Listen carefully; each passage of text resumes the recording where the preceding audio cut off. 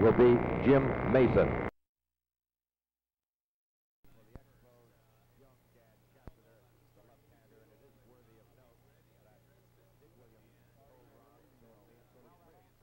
In that game, whether it was a starting or a relieving role. Well, that all-star game will, of course, be on the CBC television network 1 week from tonight, and your fans across the country are hoping that you might be the starting pitcher in that one. You've had a lot of success here in the Olympic Stadium. Your last 2 starts have both been one-hitters. Well, I tell you what, I wouldn't mind keeping that string going tomorrow night, but I think maybe I would accept the win. I don't know if there's any reason exactly for the success here, but I've had some games that have been solid, and I just hope to keep it up. Steve, good luck tomorrow night in the All-Star game and over the balance of the season. And we'll return to activity here at Montreal's Olympic Stadium right after this.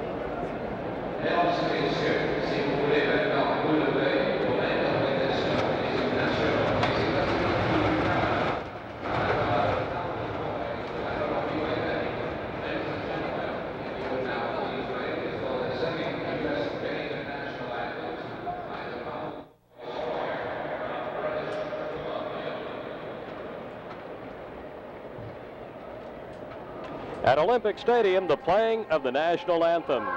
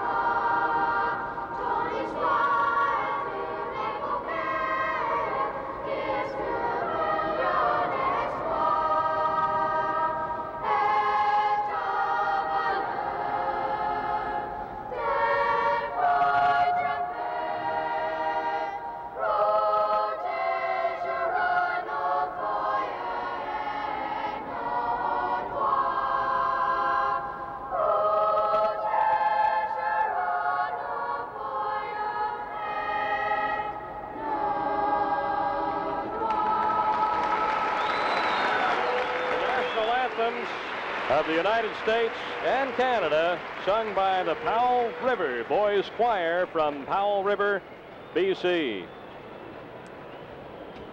It's an overcast evening in Montreal. There were a few showers just a short while ago.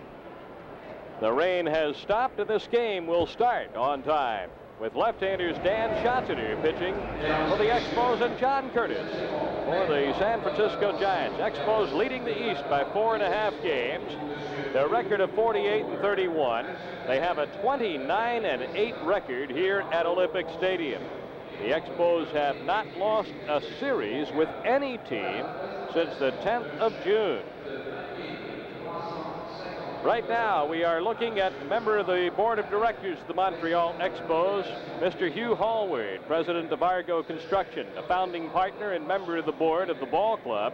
He's presenting a check for $20,358 to Jean-Marc Paradis, president of the Quebec Federation of Amateur Baseball. The check represents Quebec's share of the gate receipts from the Pearson Cup game, which was played April 19th in Toronto. So there goes over $20,000 from the Expos and the Blue Jays. The proceeds of the Pearson Cup, of course, go toward amateur baseball in the province. And there you see Jean-Marc Paradis on the left and Hugh Hallward on the right. And that game ended up in a tie as both ball clubs had to catch airplanes, but it's quite a game, and the money going to a charity like that, why it's very worthwhile, and the players enjoy playing in a game when the money goes to the youngsters so they can play baseball. Now here they come. There's our friend Bruce Fremming. He'll call the balls and strikes tonight. And you see manager Joe Aldebelli moving into the screen there. Ozzie Virgil, Expos first base coach, coming into the screen to the right. The other umpires are Joe West, who will be at first base. He's in the center of that group. Jerry Dale on the extreme left, and out of the picture, Steve Fields. The umpires that will work this game. Steve Fields out of the picture quite a bit. He's one of the substitute umpires, and the umpires just associate with him when they're on the field. And we've talked about that, I think, on other telecasts. But Bruce Fremming, look at him, and he's a beauty. He's not as tough as he looks. He has a heart of gold, but we'll probably have some stories about him as the game goes along. Look at Joe. Yeah, and there's Expos manager Dick Williams. He's had much to be happy about. The Expos are 5-2 against the Giants this year. 3-1 here at the stadium, 2-1 at Candlestick Park. And here come the Expos onto the field. The Expos will be well represented at the All-Star game next Tuesday night. Steve Rogers, Expos right-hand pitcher, 9-game winner. He'll start here tomorrow night. Don talked with him before the ball game. Catcher Gary Carter will be on the All-Star team, and Expos pitching coach Jim Brewer is a member of the All-Star coaching staff. Here's a look at the defense as they line up behind Dan Schatzeder. Duke, let's talk a little bit about Dan. I'll give you some numbers and let you tell the fans about him. He's 4-1 this year. He's making his 7th start, his 17th appearance. He won his last start July 6th. He has no decision in 2 relief appearances against the Giants, and that's the lineup he'll pitch to: North, Strain, and Clark, Ivy, Evans, and Herndon, Lemaster, Littlejohn, and Curtis. The San Francisco lineup. It really doesn't matter too much to Schatzeder whether the batter is right-handed or left-handed, because he has the super stuff against both. He has a very good moving fastball, and the ball will sink down and away quite often from the right-handed batter, and of course could jam the left-handed batter. Only one left-handed batter in the lineup tonight as far as the 8 regular players are concerned, and of course that's Darrell Evans. But Schatzeder has a good hard curve and also a slower curve, and he has a good changeup. So Schatzeder, one of the better arms on the ball club. He's not like Lee or Grimsley. He comes right at you with the good hard stuff, and then we'll mix in the off-speed pitch to keep you honest. Well, before the ball game, we asked Dan Schatzeder about the Giants hitters and how he'll pitch to them tonight. Well, I've had pretty good success against the Giants over my career so far. One of the guys that's given me a lot of trouble is Larry Herndon, who's a good low ball hitter, and I like to keep the ball down, so I'm going to have to try to jam him a little bit tonight with the fastball and throw him off speed pitches. Another guy, Jack Clark, I've gotten him out keeping the ball away from him. I'm going to try that again tonight. Keep throwing him off speed pitches and maybe show him a fastball once in a while. But besides that, really their shortstops hurt me once in a while. Lemaster, I don't know if he's in there tonight, but he's hit my fastball pretty well too. So I'm going to have to pretty well mix him up and see how the first few innings go and take it from there. Dan Schatzeder, 24-year-old left-hander on the Giants lineup. And we're about set to get underway as Bill North comes to the plate. And Bill North batting .272, and he's the league's leading base stealer with 37 steals. And we asked Bill North about Dan Schatzeder and the Expos pitching overall. Well, with Schatzeder is a good pitcher. The Expos pitching in general they're not pitching over their heads. I think they're just kind of realizing the potential that they had and that they've been developing. They've got some good young arms down there, like Scott Sanderson can throw good. Grimsley's going to get you out, and Rudy May coming out of there, he's good. Schatzeder's a really good pitcher, and he'll do a good job for you. If he can go out there a little bit more often and be a consistent starter, then you're going to get a lot of games out of him. But generally speaking, the Expos pitching staff is really good, and it's going to carry him, I hope. Well, you know, because I'd like to see them win, you know, rather than Philadelphia for no particular reason, but just to go on and win because they deserve it. 2 strikes on Bill North quickly. Schatzeder has 27 walks, one of those intentional this year, but a lot of those earlier in the season when the weather was cooler and he wasn't pitching regular. Basically has pretty good control. 1 ball, 2 strikes. Dan has won his last 3 decisions. Chance for Jim Mason. And an out at first base. One away. And Joe Strain coming up. Now this youngster is up out of the minor leagues. He's a rookie. Hit his first major league home run here last night. A 2-run home run off relief pitcher Rudy May. Joe Strain, and the way he has developed at the minor league level, was the big reason why the Giants determined that they could trade Bill Madlock, which they did to the Pittsburgh Pirates to get some pitching. And here's the youngster that has replaced Madlock, Joe Strain. Good bat control, good number 2 hitter. A called strike.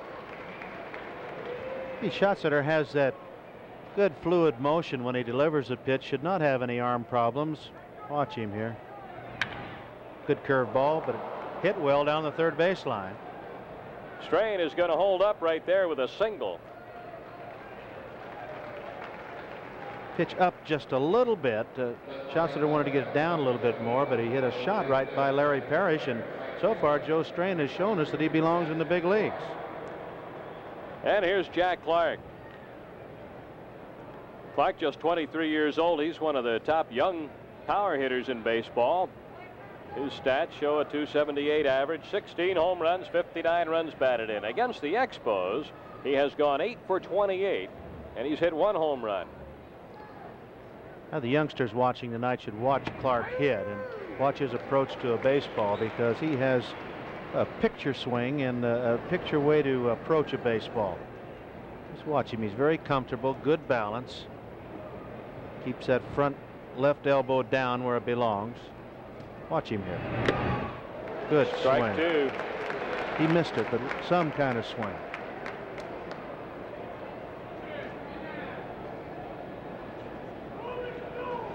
You know, you don't feel cheated if you swing and miss and have a good cut.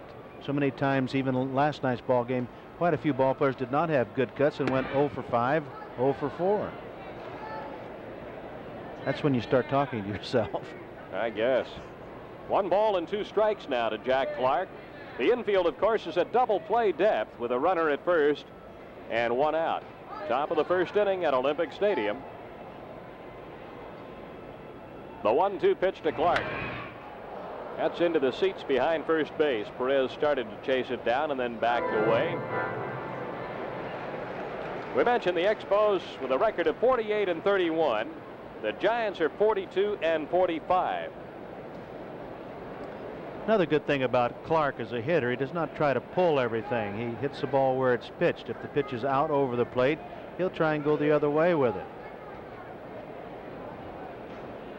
Clark chosen today to represent the Giants on the All-Star Club. There's a foul ball back into the seat, so he'll be at the Kingdome in Seattle next Tuesday night. Clark leads the Giants and is 5th in the National League in RBIs. We mentioned his total of 59 as you look at him. His 59 RBIs thus far keep him even with the pace he set last season when he finished with 98. 98 runs, a lot of runs for a 22-year-old to drive in the National League. Sure is, Dave. 2-2. That pitch very tough to not swing at. It's breaking down. It comes in knee high, a little bit lower, and it looks so good to you. And you try to get down there and grind it out, but it's tough to lay off of them. That's why the pitchers try and break that ball. A left-handed pitcher to a right-handed batter will try and break that ball down in towards the knees. Usually top it and hit a grounder somewhere. 2-2 pitch. That's fouled off to the left side. Still 2-2.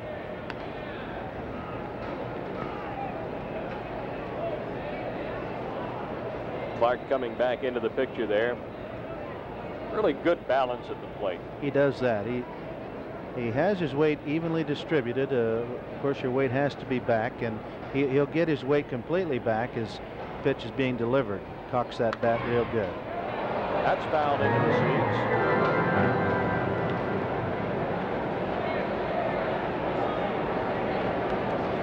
Pretty fair crowd tonight. The Expos closing in on that 1 million mark in attendance. 827,551 so far, averaging over 22,000 a game. Shots are working to keep Joe Strain close. The Giants stole some bases last night on Montreal pitchers. Dan Shotzeder usually very good at keeping a runner close.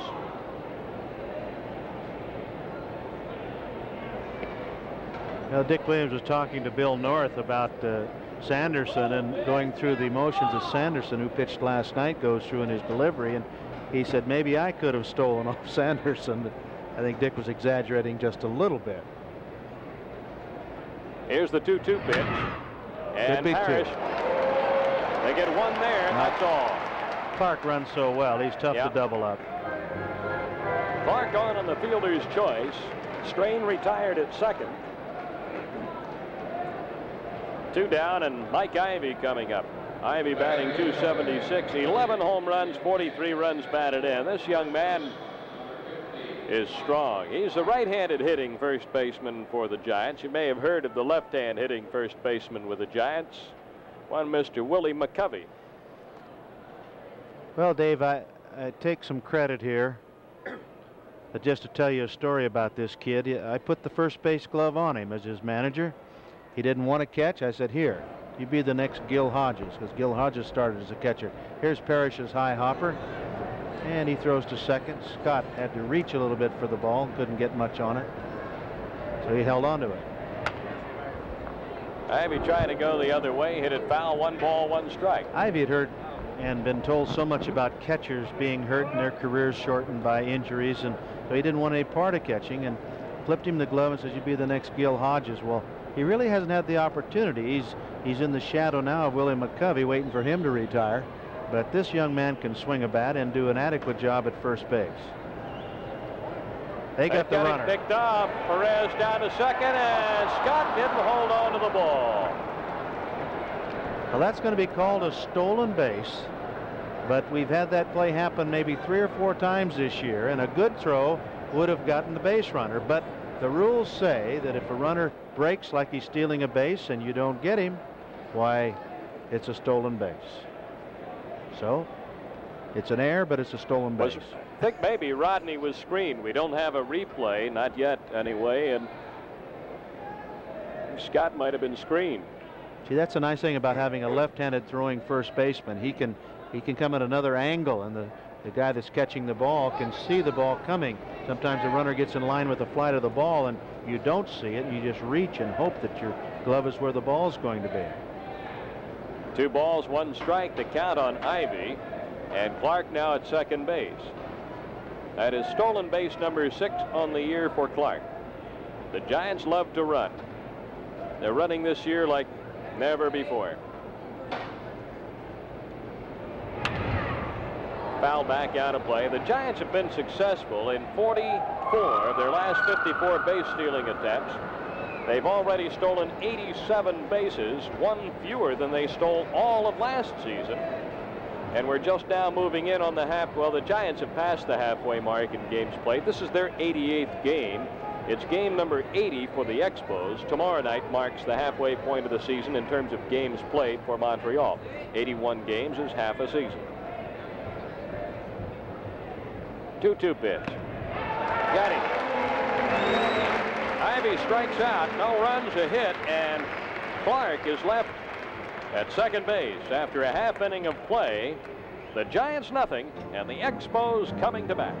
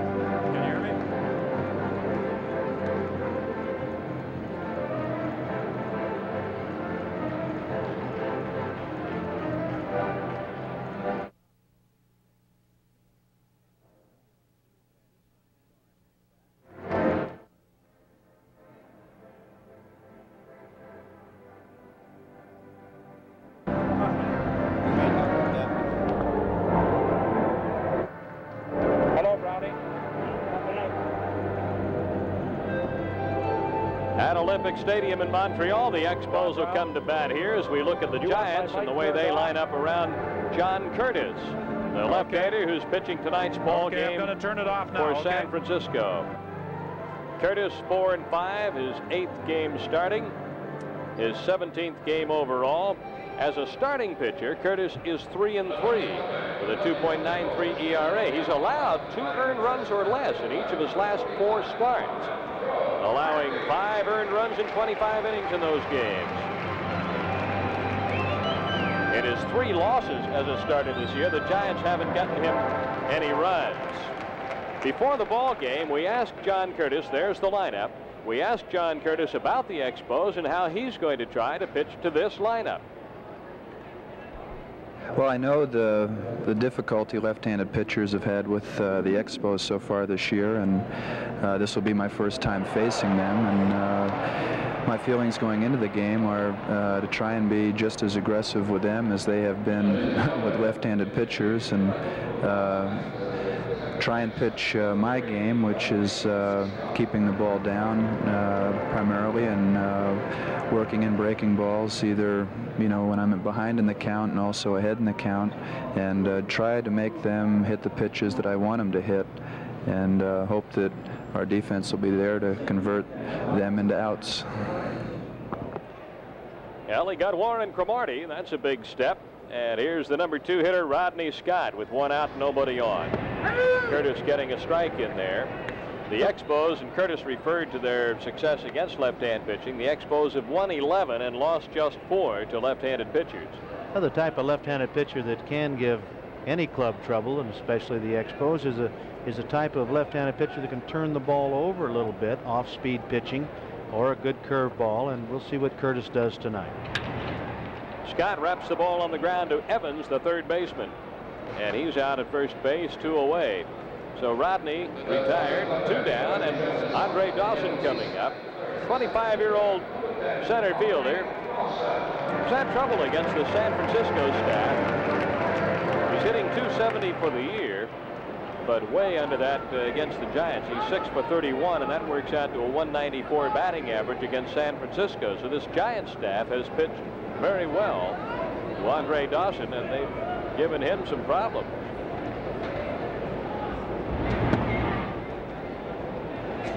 Well, we're not trying to say that the Expos are so devastating that any left-hander that walks out there, they're going to knock out of the box. They can be gotten out with a left-hander.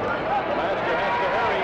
Got it there just in time, and a close play at first base. Dawson's speed made that a close play. And the Expos go 1-2-3 against left-hander John Curtis in the first. After 1 inning of play, the score, the Giants nothing, the Expos nothing.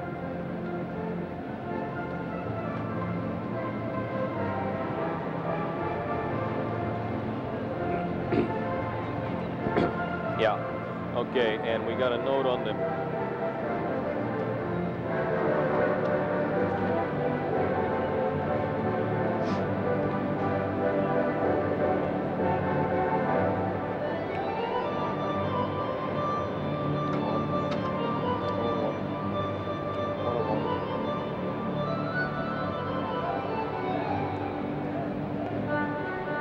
Yep.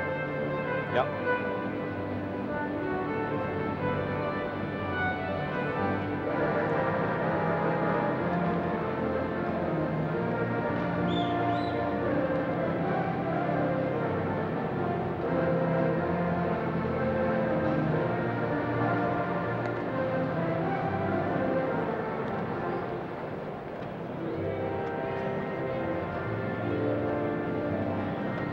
Back at Olympic Stadium, no score in the game, and we're moving to the second inning.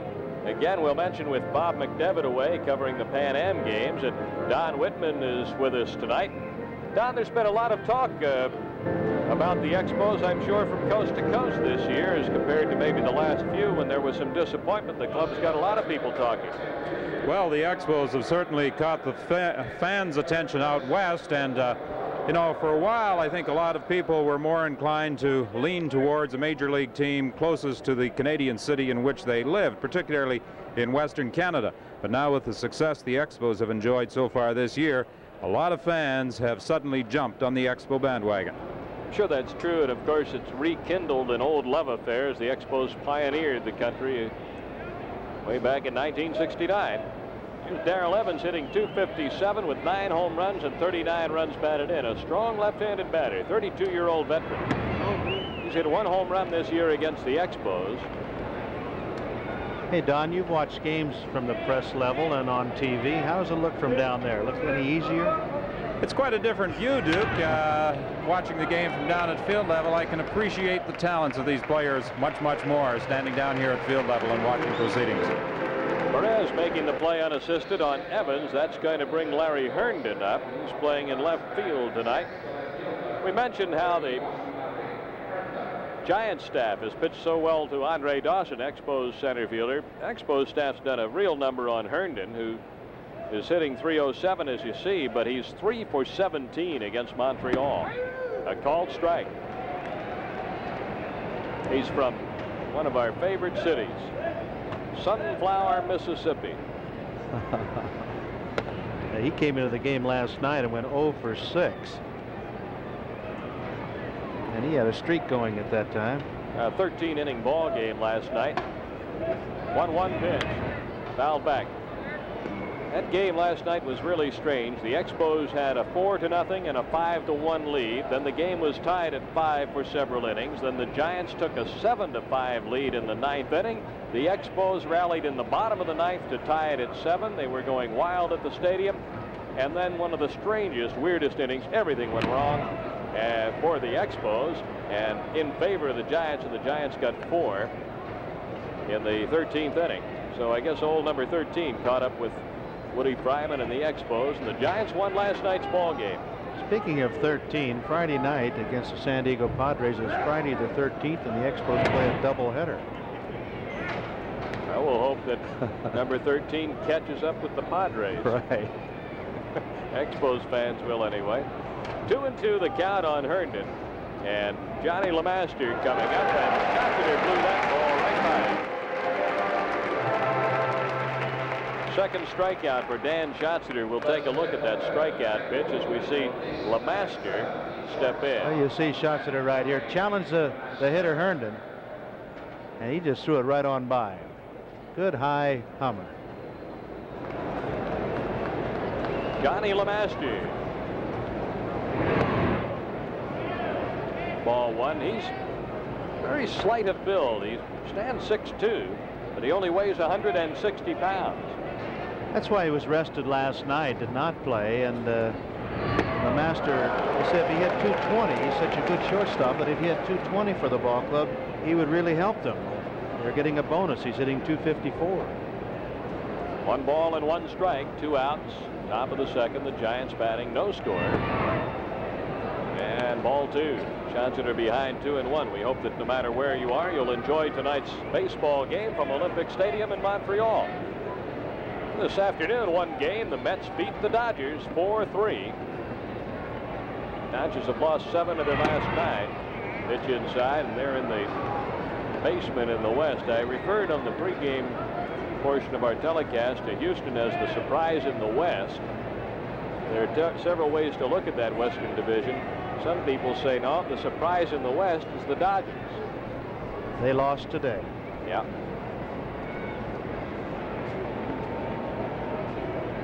Three and one on Lemaster. Might be a play here for Perez near the dugout.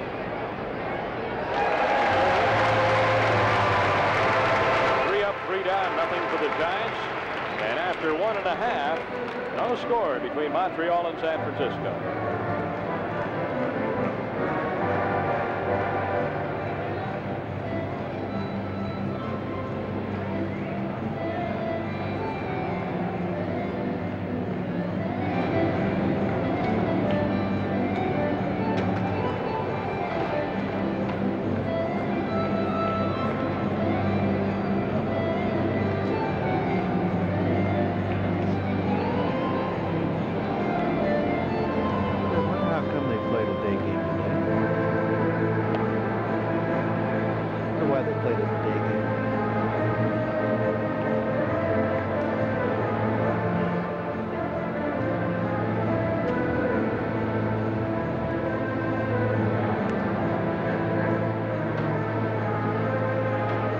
Here's tonight's baseball quiz. Who was the only man ever to hit 2 home runs in 1 inning twice in his career? And here's our first clue.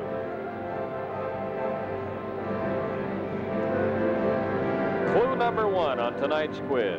He was born in Mobile, Alabama, and he's played in both major leagues.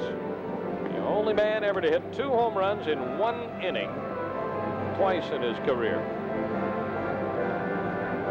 Well, there's our quiz for you tonight, so we'll let you work on that.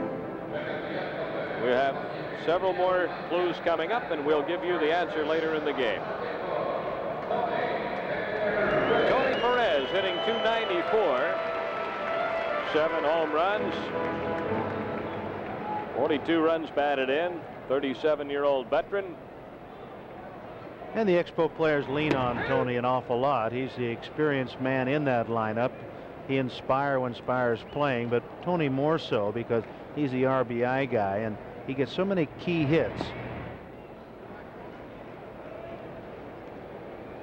Perez has 8 game-winning RBIs. He's tied for Dawson with the club lead in that department.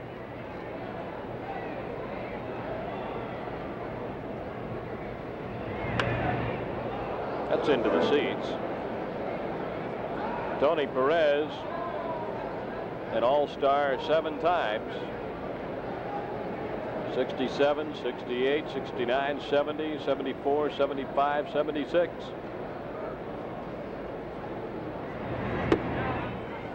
Well, there's a lot of people that are upset that he was not picked on the all-star team this year, and I think he deserves the honor. He's really carrying the brunt of the load on this ball club.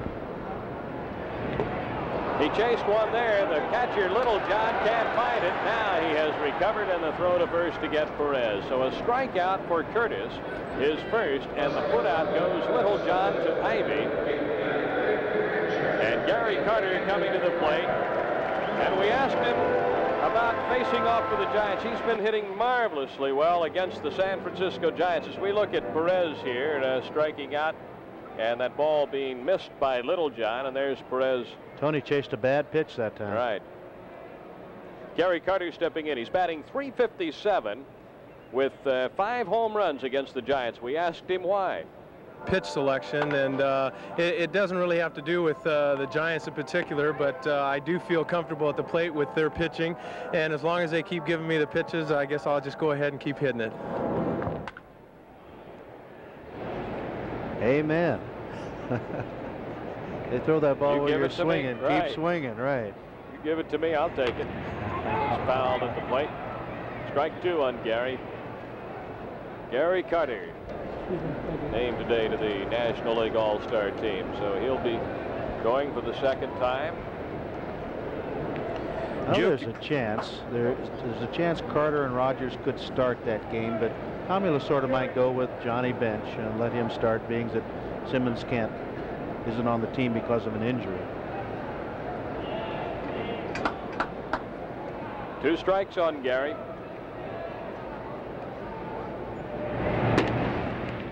Ball 1. 25 years old now.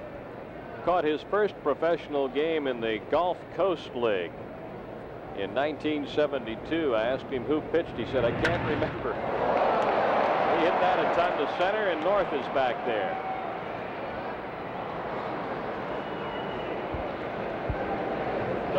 Two away. Bill North pulled that in, and Ellis Valentine is coming up. Now, when Curtis threw that pitch and Carter hit it to center field, he walked about halfway in towards home plate as Gary was running the ball out, and he didn't even watch North catch the ball. What he did was talk to his catcher and try and just figure out exactly about the pitch. He asked the catcher where it was, and it was up a little bit too much. He wants to get it down a little lower than that.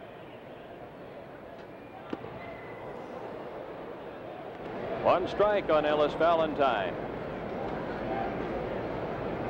Kelly's done well against the Giants. 6 for 16, a .375 average. He's a big man, 6'4", 210. Strong. He can hit the ball out to any field. He can hit home runs to right, center, or left. This one will not go. Ivy. The Giant left-hander for the second inning in a row has put the Expos down in order 1, 2, 3. So John Curtis doing a job here, and after 2 innings of play, the Expos nothing and the Giants nothing.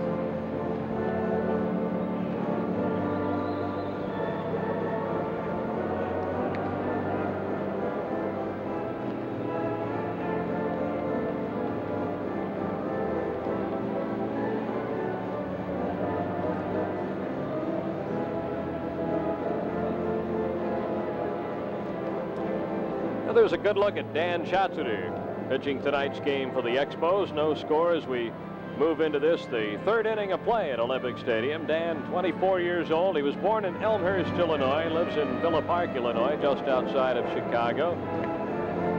He'll face Dennis Littlejohn, the San Francisco catcher. Dave, I had a nice talk with Joe Altobelli tonight, Giant manager, and asked him about his ball club and what their thoughts were, being 10 games behind. He says, you know what, he says, this Expos series and the Mets series over the weekend are the 2 biggest series for them so far this season. They figure that Houston is going to lose a few this week, and if they can go in and do well against the Expos and do well against the Mets, go into the All-Star break, come back fresh after that with a positive thought in their mind those 3 off days, why it could help the ball club immensely. Called strike on Dennis Littlejohn. Giants normally catch Mark Hill and Mike Sadik. Sadik's been a workhorse lately because Hill has an injured hand. And so Dennis Littlejohn getting a chance to catch a couple of ball games. This is just his 2nd game. And his first major league hit. There it is. Big league hit number 1. And they're going to get the baseball. The Giants hollering for the ball. And that's a treasure to keep when you get your first major league hit. So the ball coming out of the ball game, and Littlejohn has a souvenir. And later on, maybe tomorrow, well, he'll probably get Dan Schatzeder to autograph it for him. After things cool off a little bit. Yeah. John Curtis, the pitcher here, looks like it could be a low run affair, although the Giants have great faith in their ability to score a lot of runs, and they know the Expos are an explosive ball club. But this is a bunt situation here with the pitcher up. So far, this one shaping up as a pitcher's battle into the 3rd inning, but that's very early.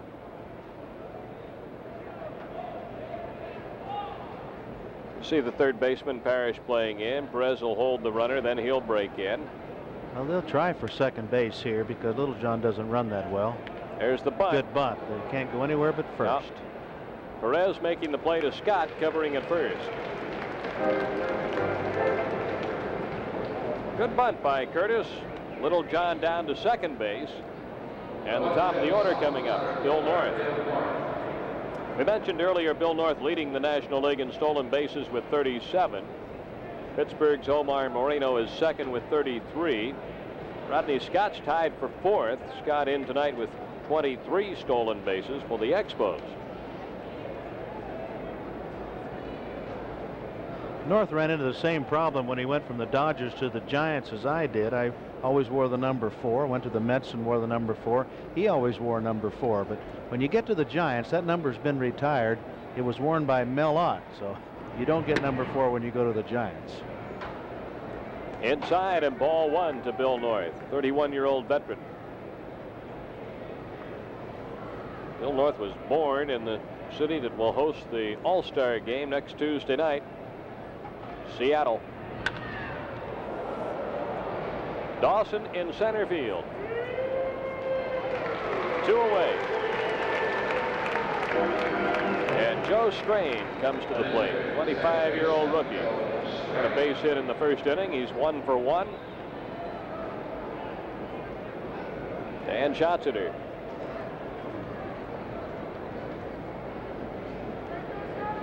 Dan's record last year and lifetime against the Giants is 1-0.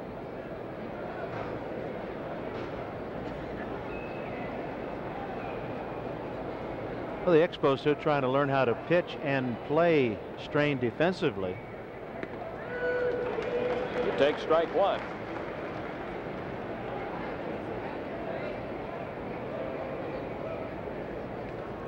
There's advantages and disadvantages of coming into a league. The pitchers usually don't know you, and you don't know the pitchers. So. 1 ball, 1 strike. That's why they always say when a guy gets off real good pitching or hitting, say the first month and a half of the season, says wait till the second time around and see how he does.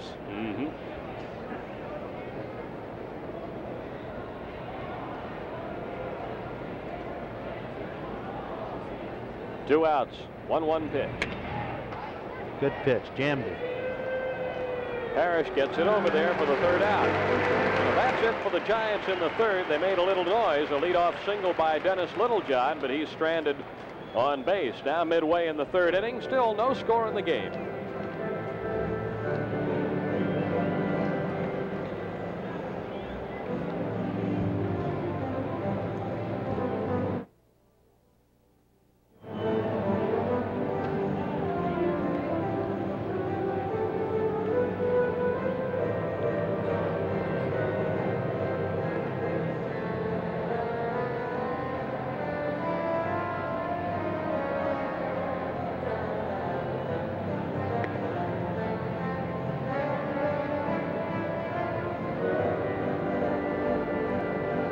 Into the 3rd inning now, and the bottom 3rd of the Expos batting order coming up. Parrish, Mason, and Schatzeder. The Expos tonight have several other clubs to watch. They play everybody's playing the watching game now. Cubs just 4.5 back, Phillies 5.5, Pittsburgh 6.5. Mets won their ball game this afternoon, the last place club, but that scoreboard game goes on from now till the end of the season, right, Duke? Well, it does that. You just keep it in your head. Usually, you know how many games you're ahead.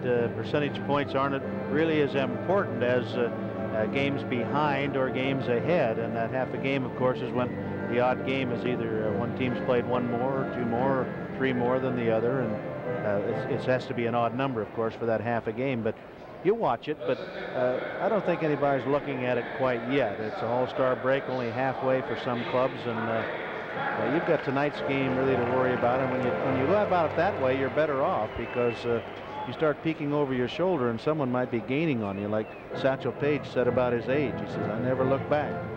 Something's gaining on me, and I don't want to look back and see it." Ball 1 to Larry Parrish, who hit a home run here last night. He now has 8 for the year. It's tough to do, but if you just go out and win your ball game, you don't care what anybody does. Don't have to worry about it. There's a look at the shin guard. Larry Parrish got hurt in Chicago on the recent road trip. Fouled the ball off the top of his left foot. And that guard extends down, protecting the shin and the top of the foot.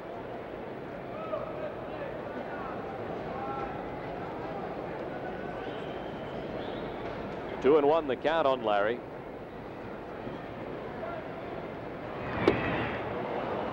We were playing 1962. We were playing the Cardinals in St. Louis with a week and a half to go in the season, and Bob Gibson was supposed to pitch against us that night in St. Louis. During batting practice, he took a swing and broke his ankle, and we're all over there loosening up, getting ready to take our batting practice, and laughing and say, "Boy, we can't catch a break, can we?" Here, one of the greatest pitchers in baseball, pitching against him, he breaks his ankle. They put Kurt Simmons in to take his place. And wouldn't you know, Simmons beat us 2 games in that next week and a half. Isn't that always the way it is? Right. Here's Jim Mason up for the first time, and he is subbing for the injured shortstop Chris Spire. Jim, a left-handed batter, 28-year-old veteran. He's done a very good job in the field. And that, of course, was the reason the Expos got him. He's very good insurance at short. We got to get Don down there to shake some of those bats and get them hot, get the cobwebs off of them. Don, can you do anything about those bats down there? I can certainly try, Duke, but you asked earlier if there was any significant difference in watching the game from field level from being up in the press box, and I can assure you there is. You must be much more alert. You recall that one that Tony Perez fouled off earlier. Right. It came very close to the camera and myself. You get a glove. Don, you know the thing that's always amazed me about being in the dugout, because that's where the managers run the ball game. It's so easy up here to see where everybody's positioned. There we look into the Expos dugout. Chris Spire, who's sitting out with a bad back right now. Jim Mason playing for him and draws a walk here, and the pitcher coming up. But Don, the point I was going to make, the manager looks out on the field from the same view that you have there, and he knows where everybody is, and he can move an outfielder or an infielder 1 or 2 steps one way or another. It's easy to see it from up here, but it's always amazed me that they can tell exactly where people are playing down there. I'm sure because you're not used to that vantage point, as you look out, you can't really tell how deep the outfielders are, whether they're within 20 feet of the warning track or 50 feet. It certainly does make a difference and gives you an entirely different perspective, whether it's baseball, football, hockey, or whatever. When you're right down at field level, you really pick up a vast difference in the setting and the way the game develops. I know one thing that Don's going to hear tonight, and we'll get him to comment in a bit. There's a foul off to the right. He's going to hear the baseball language, the universal language of baseball and dugouts. You'll have some interesting reports on that a little bit later in the game. But no, the thing that... This is a family broadcast, remember. Oh, yes. The bunt defense, as you see, is in order here with shots that are up. Good hitting pitcher. Back on the screen, 1 and 2. We'll see whether or not they keep the bunt sign on with 2 strikes. And shots that are up there. Mason at first base, the first base runner for the Expos. They just come back to the bench and say, "Doggone it, I struck out." That's all. Very simple language. Yeah. 1 and 2, the count on Schatzeder. Schatzeder strikes out. Right. You know, Billy Southworth was managing the Boston Braves, and Eddie Stanky was playing for that team, and Southworth was very upset with the profanity that was being used by his players when they come back to the bench. So he said there's going to be a fine if there's any more profanity on the bench when they came back, when they struck out or did something wrong up at the plate. And so Eddie Stanky come back and it popped up to the shortstop. He came back to the bench and he said, "Ho, ho, ho, I popped up and I'm glad." Take that. He got fined for that. Bouncing ball, single.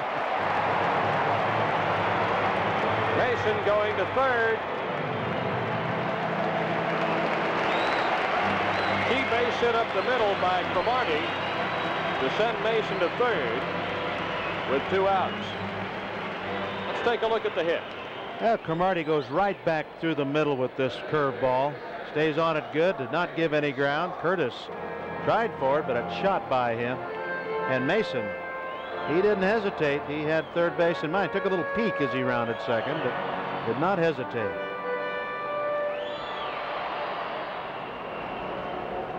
Rodney Scott 0 for 1. Takes a ball. Scott, a switch hitter, batting right-handed. He's hitting .295 for the year. Well, Cromartie broke up the no-hitter, by the way. Yeah. After 2 2/3 innings. Not quite to the stage where you write home about it. Well, Rodney Scott with 2 home runs this year, both hitting right-handed. One against the Giants, Phil Nastu, a left-handed pitcher, out at Candlestick Park. Ball 3. And if Curtis loses Scott, Dawson's going to come up with the bases loaded. And Dawson is overdue.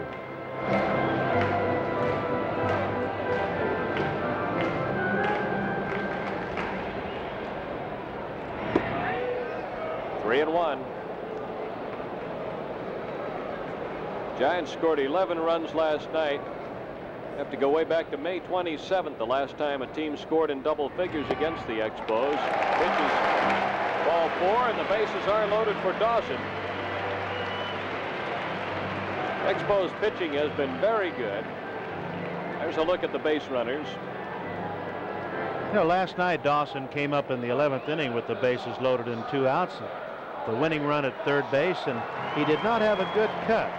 Andre ended up hitting a little tapper to shortstop, a little check swing to end the inning. Let's see if he has some better cuts here tonight.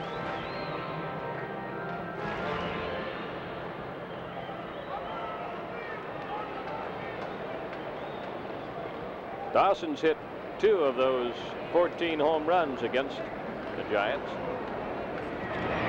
Taking a pitch, and it's ball 1. Well, he was taking all the way that time, and Larry Shepard, the pitching coach for the Giants, is going to go out and talk to his pitcher and try and settle him down. It looked like Dick Williams gave Dawson the take. They're going to make him take a strike. Here's Larry Shepard, who for years was Sparky Anderson's pitching coach over at Cincinnati. Prior to that, he was with the Pirates, had a brief 10 years manager of the Pirates.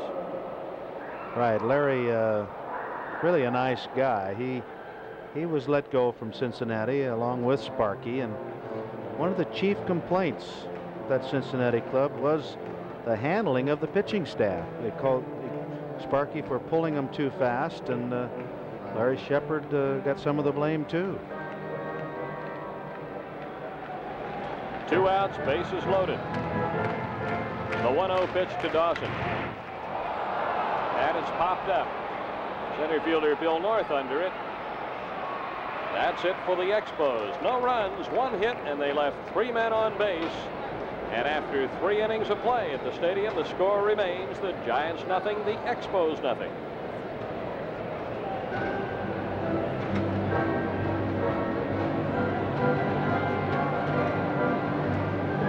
He's down to 260s now.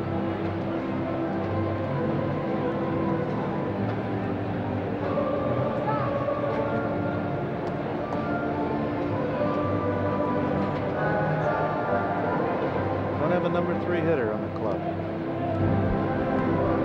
Right on.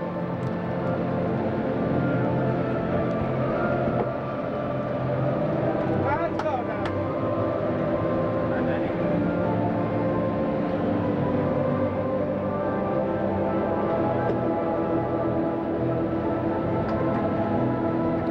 This Saturday on CBC Television, Sports Weekend presents same-day satellite coverage of the British Grand Prix auto race from Silverstone, England. A thrilling Formula One event, the British Grand Prix, this Saturday on Sports Weekend. And next Tuesday, 1 week from tonight, CBC Sports brings you, pardon me, not 1 week from tonight, next Tuesday, 6 days from tonight.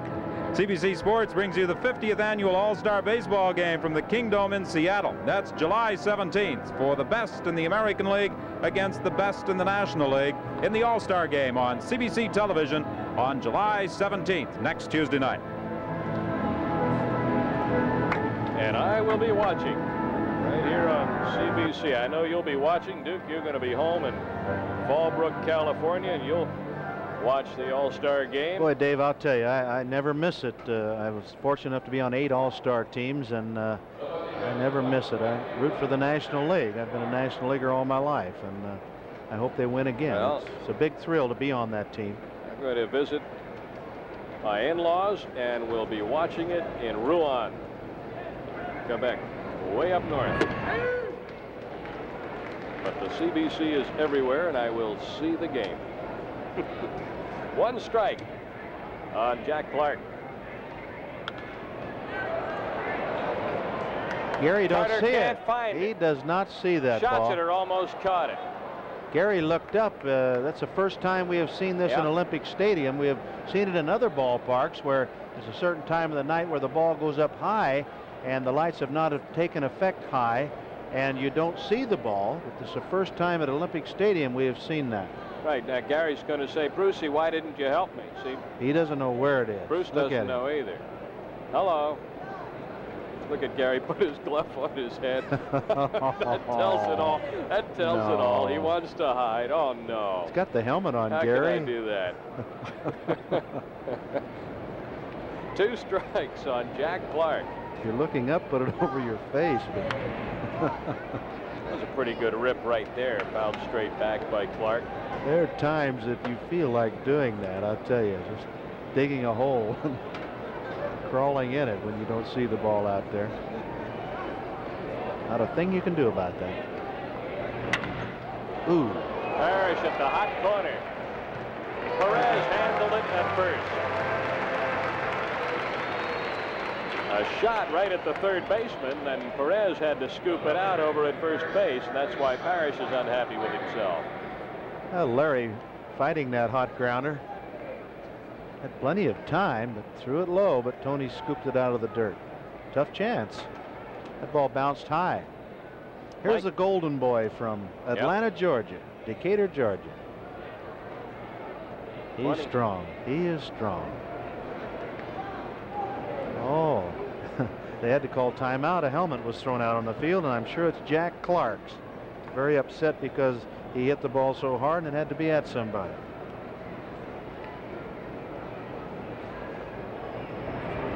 You know, you like to see that in a hitter. A guy that does not accept an out easily. There are too many players you see sometimes that accept being out at first base too easily. Dave Bristol, former Expo coach, manager of several clubs in the major leagues. 1 ball and 1 strike. 1 out, nobody on. Ivy struck out in the first inning. Schatzeder coming at him here. And that might be playable near the seats. Perez over there looking.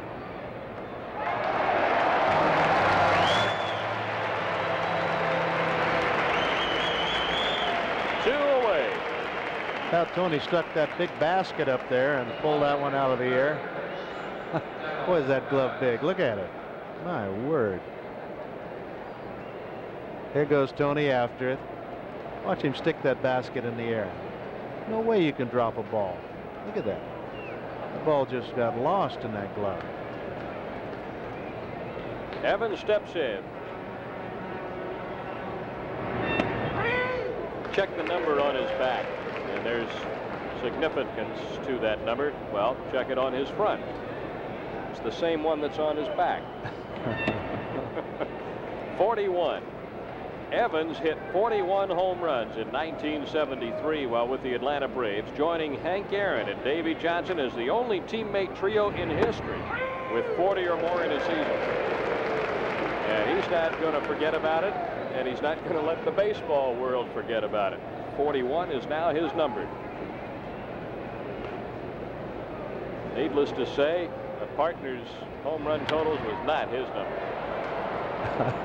The last year I played it was. Just the number in total bases you usually had per hit, that's all. Fouled into the seats, 1 and 2, and there's Gary. Well, we got a second. I'd like to say hello to a lot of the Canadian friends of mine that I've met in the Fallbrook area. We'll see Evans foul this pitch off.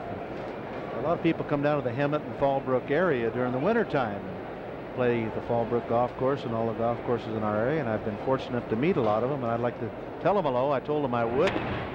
So hope you're enjoying the game. Perez will make the play unassisted. And that's it for the Giants in the fourth. Dan Schatzeder has put them down 1-2-3. So this is a pitcher's battle here through 3.5 innings anyway.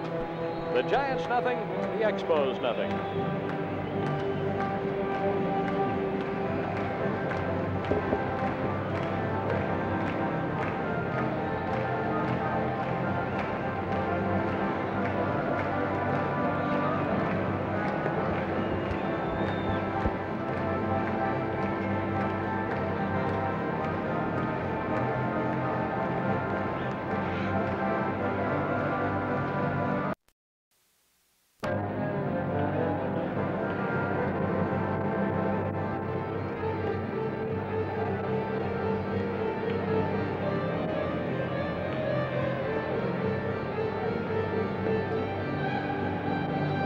Expos mascot Yuppie up visiting with the fans.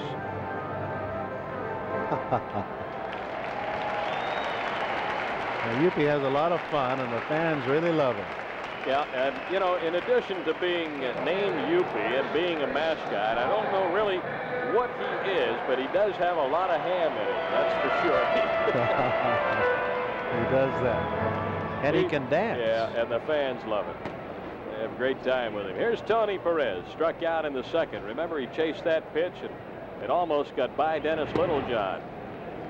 1 ball, no strikes. Bottom of the fourth, no score.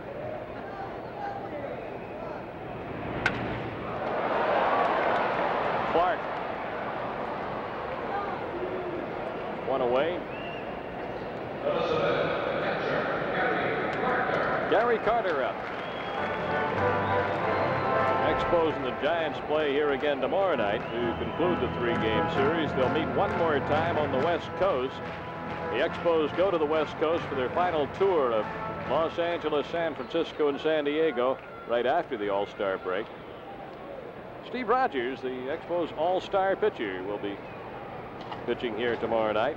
Looking for his 10th win. John Montefiusco for the Giants, looking for his 2nd. Now Gary got another pitch up, but yeah, almost the same result, a little bit more towards left center field this time. And Bill North made the play, and Ellis Valentine coming up with 2 outs and nobody on in the 4th.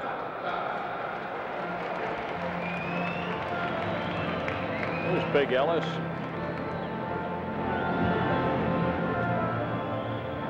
Ellis Valentine had been out for over a week with a hip injury. He came back into action, re-injured the hip in Chicago, but has stayed in the lineup. And we asked him about his health before the ball game. First of all, coming back in the lineup, I'm feeling pretty good. It's not all the way worked out yet, but you know, it's good enough for me to play on. So Ellie's not 100%, but he's in the lineup. That hip has bothered him. When he re-injured it in Chicago, it was in running out a ball to first base. We have to talk about the play he made last night, Dave. Here's a mile-high pop-up. That'll get up into the radar. LeMaster, he's got it. The shortstop with the goatee makes the play. 3 up, 3 down, nothing for the Expos in the 4th. We'll go to the 5th inning of play at Olympic Stadium in Montreal. The Giants and the Expos are scoreless.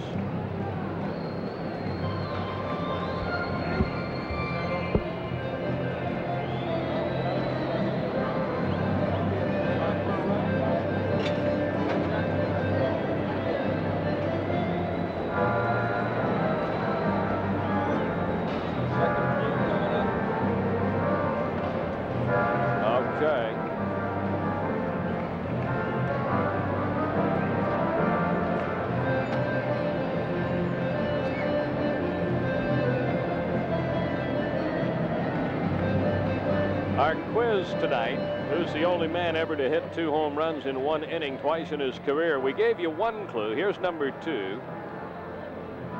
He was an all-star game teammate of Duke Snider. So there's clue number 2 for you to go with clue 1. He was born in Mobile, Alabama, and he has played in both major leagues. You know what? So now you got a couple of clues to work on. You know one thing for sure right there, that he's no youngster. If he and I played in an all-star game together. That's got to narrow it down a little bit. Well, that might. He's got to have some gray hair or none at all. Bruce, the how are friendly you? countenance of Bruce Fremming, the plate umpire. Bruce says, how come you don't come and see me anymore? Last year we gave him a gift certificate to a fine restaurant here in Montreal, and now that they got their raise, I told him, I said, we don't have to give you any gift certificates to any restaurants anymore. Well, you got your raise, you can take us out to dinner. He said, ha ha. Dan Schatzer will pitch to Herndon, Lemaster, and Littlejohn for the Giants here in the 5th. Herndon struck out in the 2nd.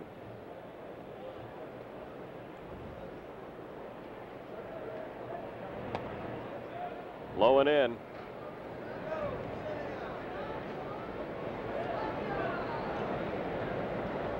I want to get back to that Valentine thing that happened last night, if we can, right here. Okay, a play that Valentine made. He was in very right often. field. It's been attempted a few times, but a line drive to right field. Evans hit the ball. Valentine charged it and threw Evans out at first base where he could get there. And that's just a play that I think I've seen happen about 3 times in my career. I've seen Ellis do it twice. I saw Rusty do it once. Rusty stopped. 3-1 now, the count on Herndon.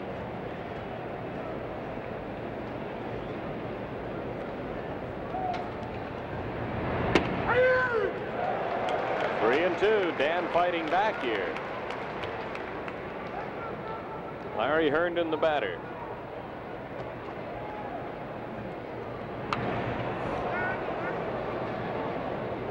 You Still didn't see that. 3-2.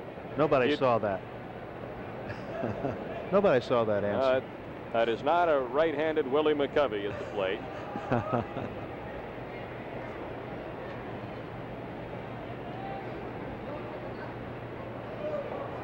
3-2 pitch. On the way to left. Cromartie under it. 1 down in the 5th. And Lemaster coming up.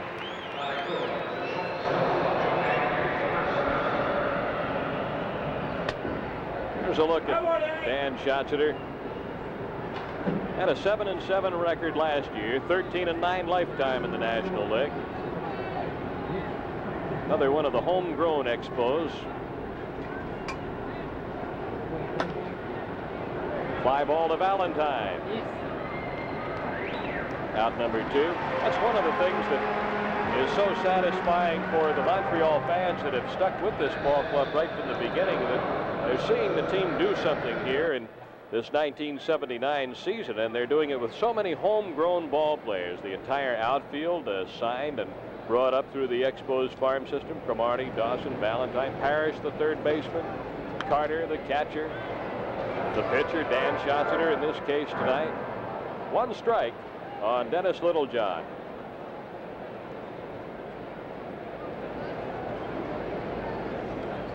He's a rookie. Ball 1. He's noted for his defensive plays. The number 3 catcher on the Giants squad. This is just his 2nd ball game. Parrish at third with another hot shot. Great play. Gets it on to first for the out. 3 up, 3 down for the 2nd inning in a row. Nothing here for the Giants, and Dan Schatzer is working on a 2-hitter. And John Curtis, the Giant pitcher, is working on a 1-hitter, and we're midway in the 5th inning with no score in the game.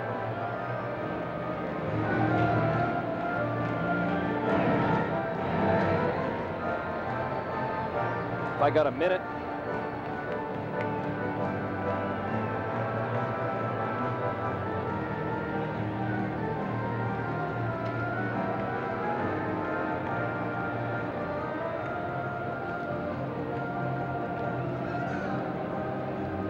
Yeah, okay, Don Brown. Yeah.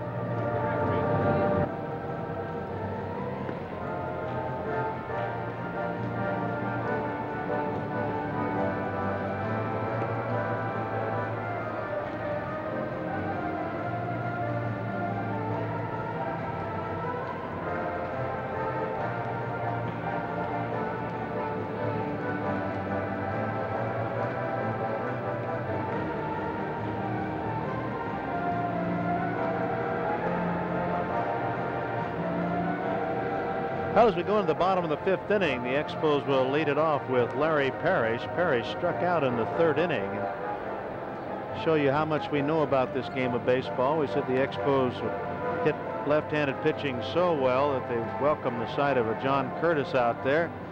John Curtis has given up 1 hit, that to a left-handed batter. See some of the Expo players: Ross Grimsley, Steve Rogers, Scott Sanderson, Tommy Hutton, chewing his gum. It's like they're worried to death, doesn't it? 3 pitchers and captain of the bus squad, Tommy Hutton, all starting pitchers. Don Whitman, did you see the bus squad warm-up area? I saw that prior to the game, the warm-up area just behind the Expo dugout, and they take this bus squad tag rather seriously, don't they? They sure do. That's a well-equipped area back there. I'll tell you something else I discovered down here at field level. Bruce Fremming, the plate umpire, takes his job very seriously. He came over and in no uncertain terms suggested what we could do with our monitor down here. He made us remove it. Bruce, he doesn't want anybody in that dugout having access to a replay, I would guess. A lot of the players, there's the protective guard for Larry Parrish. He hit a ball into his ankle in Wrigley Field. He was out a few games, but came back strong on Monday night. Had a couple of hits, drove in a run. And the umpires don't like that. The manager and all the players will run over and look at the replay, and then the manager comes out and starts arguing, so he wants to get away from that. Right, and that's the discretion of the crew. There's not a steadfast rule. For example, in our game in St. Louis, there was a monitor in the dugout when we telecast out of there. The players were looking at off and on all night. The umpires there elected not to say anything or do anything about that. Just depends on the crew and how they feel about it. I'll tell you one thing, I wouldn't want to get into an argument with him. With Bruce? With Bruce? He'd be nice to you. He's a tiger. He could outrun him. Parrish out of there. 1 down in the 5th. The only hit so far off John Curtis was a single up the middle by Warren Cromartie in the 3rd. We're now in the 5th inning and no score. And Jim Mason coming up. Mason, who walked in the 3rd.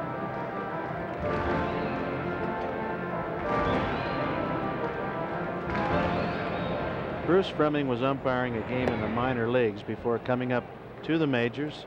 It was a Texas League championship game, playoff game, in Tulsa, Oklahoma. Ball 2, and he was umpiring 3rd base, and the Tulsa runner on 2nd base was scoring on a base hit, and he missed 3rd base. Strain, the 2nd baseman, over to Ivy for out number 2, and the team that happened to be Albuquerque. Albuquerque players appealed the play. It ended up being the winning run. They appealed the play, and Bruce Fremming called the runner out.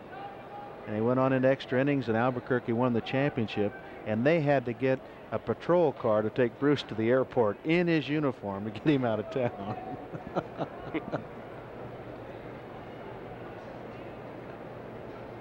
He said he missed the base. What am I going to do? He said, I have to call it the way I see it. 1 strike on Dan Schatzeder. He struck out trying to bunt in the 3rd. Curtis on the mound with the fielding play, and another 3-up, 3-down inning. Nothing across here for the Expos. We'll return with the coverage of Major League Baseball 79 after station identification. Oh, there's a pro man.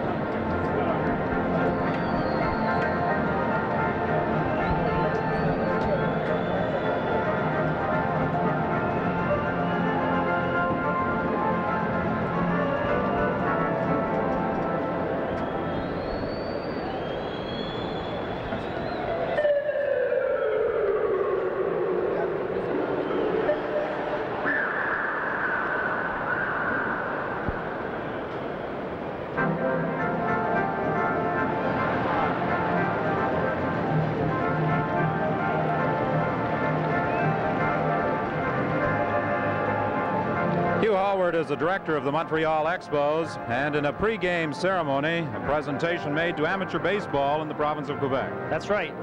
This was a Quebec share of the proceeds from the attendance at the exhibition game held in May between the Toronto Blue Jays and the Montreal Expos.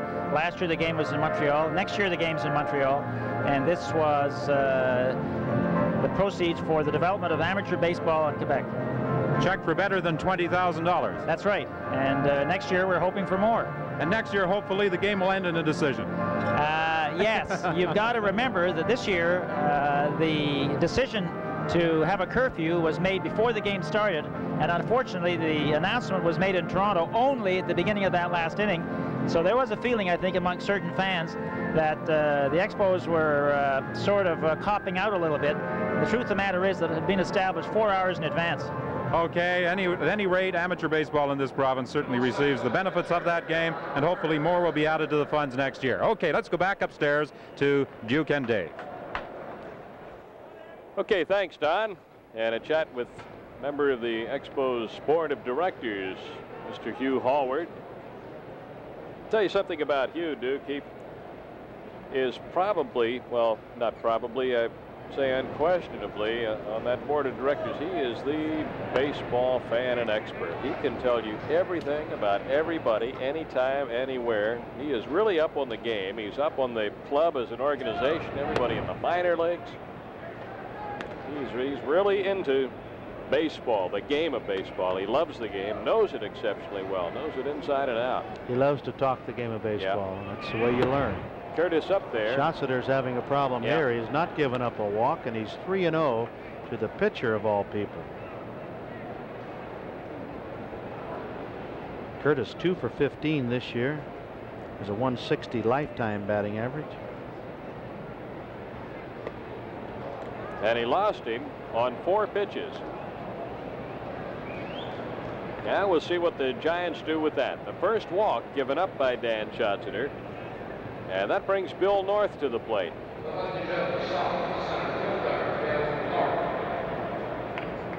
All right, Duke, you know Bill North here. What would you have him do? Well, with Bill North's speed, he's injured a little bit. He still stole a couple of bases last night, but with his speed, why, you could go 2 ways with him. You could have him bunt, which I think he will be doing. There's the bunt, third base side. Because he could beat it out. Just in time at first with Scott covering. Good play by Parrish, and Curtis is down at second base.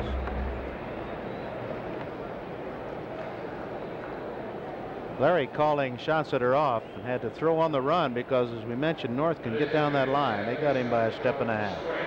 A good view of that. Had the complete play there by Parrish, and here's another look. North, a good bunter. He got the bat out there where it belongs on a bunt, out in fair territory. Carter on the hustle to third base to cover third. You saw him go out of the picture. It's his job to get over to third so that the base runner on first base cannot get all the way to third base. Strain 1 for 2, got a base hit in the first. The rookie second baseman. That's trouble if it's fair, but it's a foul ball. Strain has shown one thing here, Duke, the last couple of nights. If a left-hander makes a mistake, he can hit the ball with power. Well, he can. He gets that big end of the bat out front. He chokes the bat, as you see there, a good 3 or 4 inches. But he gets that big barrel out there and can't hit a ball out of the park. Here's the 1-strike pitch. Parrish holding the runner, then the throw. Strain is out. That's going to bring Jack Clark to the plate. Well, you saw Parrish pick that ball up, and you see him pick it up and then look the base runner back right there and then make his throw to first base. What you have to do, because if you don't look him back, why, if it was somebody that could run, not the pitcher, why, he'd get a pretty good lead and then run over to third base. Rodney Scott has done that several times this year for the Expos. And Larry with a big grin. 2 away. A dangerous hitter up there. He's their big RBI man. Might be playable for Perez. He's got it. Schatzeder out of a jam after walking the pitcher. On 4 pitches, he got the top third of the Giant batting order to get out of it. No runs, no hits. 1 man left by San Francisco midway in the 6th. No score in the game.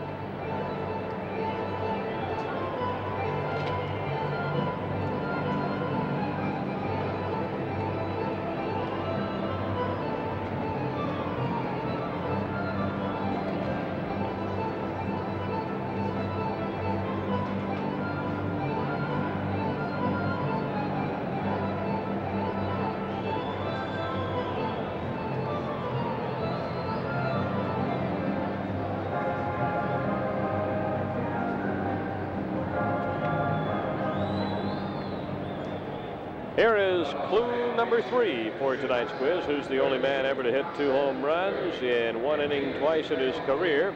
And our third clue, he holds the National League record for Grand Slam homers. That goes with clue 1, born in Mobile, Alabama. He's played in both major leagues. Clue number 2, he was once an all-star teammate of Duke Snider's. And now our third clue and our final clue. He holds the National League record for Grand Slam homers. We'll have the answer coming up.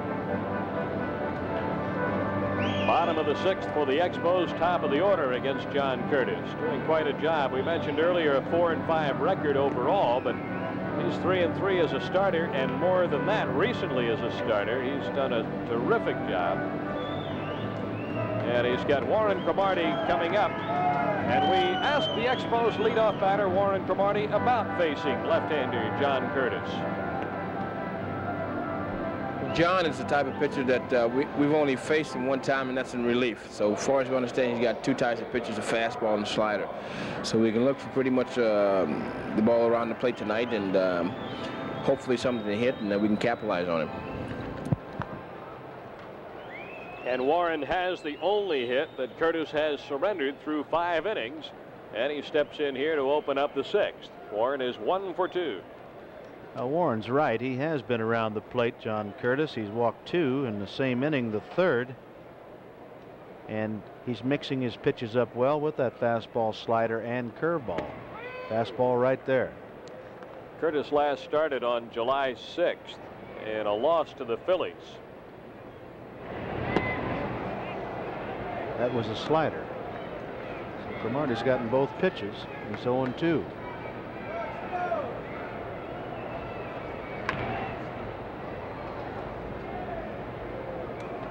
Still 0-2.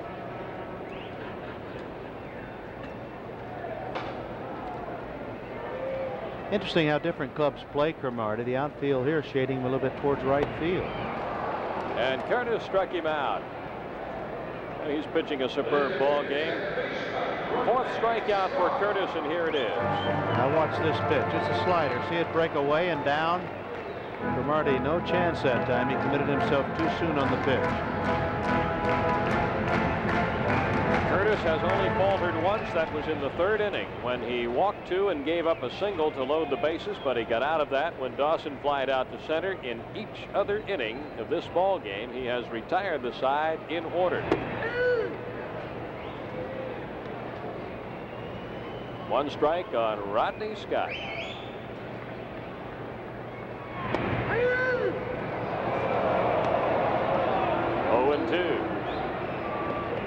You can probably tell by the reaction, Rodney did not agree with Bruce Fleming's call.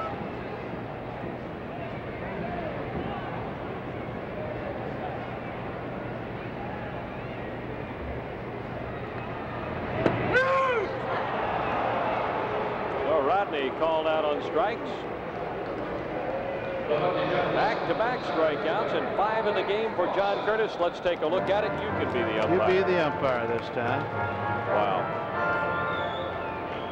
Remember, the catcher is further back. He's a good 3 to 4 feet in back of home plate, so where he catches it does not determine whether it was knee high when it went across the plate. That's what the umpire determines. Look, it's close. Dawson has hit one that's got Curtis in trouble. Not quite.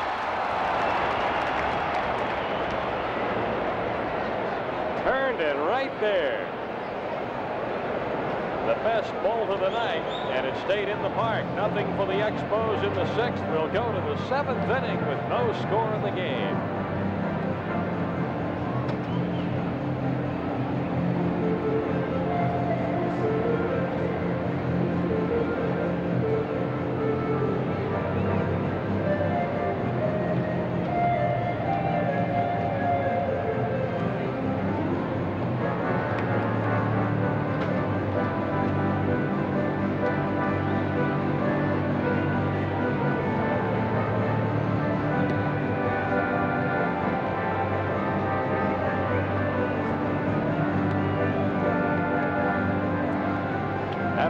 Stadium through 6 innings, no score in the game.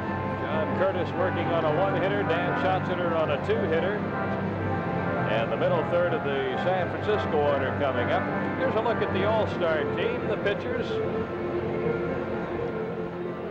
I don't think there's really a surprise there for the year. If there's a surprise, might be Joe Niekro, 34-year-old veteran right-hander, knuckleballer. He's got 13 victories. That's right, Dave. Maybe Mike Lacoste. He was 8-3. Ted Simmons was voted as the #1 catcher, but of course he'll not be able to play. He's injured. That's a mighty fine ball club, isn't it? You bet. They're the players as voted by the fans. The pitchers, of course, are named by the managers. Bob Lemon of the American League naming his staff yesterday, and the selections you saw there, Tom Lasorda's National League selections.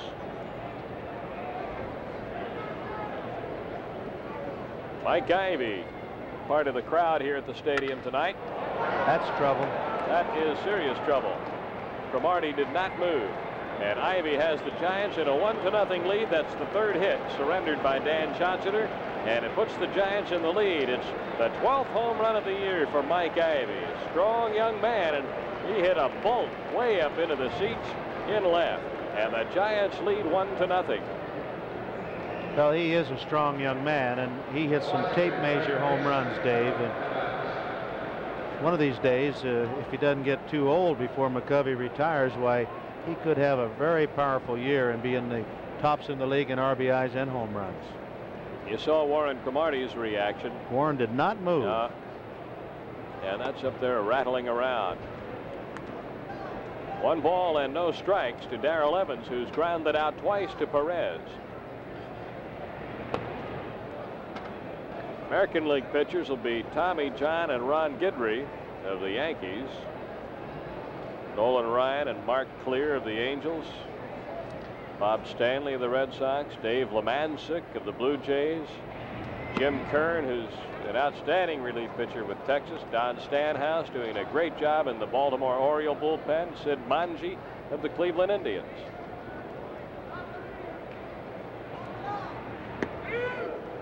Three and 1 the count on Evans. I was hoping that Phil Niekro could make it so the brothers could be on the All-Star team together. Phil and Joe, but didn't work out that way. Here's a play for somebody on the right side. Rodney Scott wants it. 1 down, and Larry Herndon coming up for the Giants. That's Stan Bonson.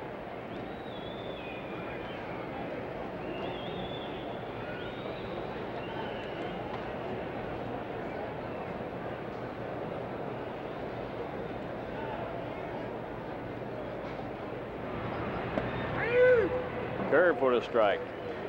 It's the 5th home run given up by Dan Schatzeder. And Mike Ivy has hit it here to give the Giants a 1-0 lead. That's going to be into the seats. Dan's given up home runs to Joe Ferguson, Dan Dreesen, Art Howe, and George Hendrick. And now Mike Ivy here tonight.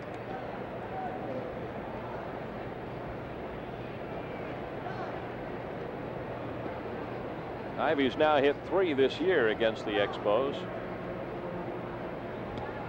2-strike pitch. Low and in. 1-2.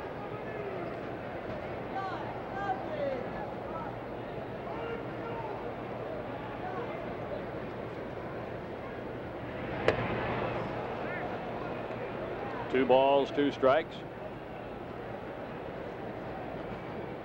We mentioned the left-hand pitcher's record against the Expos, 11-4. That also happens to be the shutout mark. The Expos have only been shut out 4 times. That's all for Herndon. The pitching staff has pitched 11 shutouts, but the Expos have only been blanked 4 times. Well, Schatzeder took something off this pitch, turned it over a little bit. Watch it go down and away from Herndon. He was fooled completely on the pitch. It's out of the strike zone.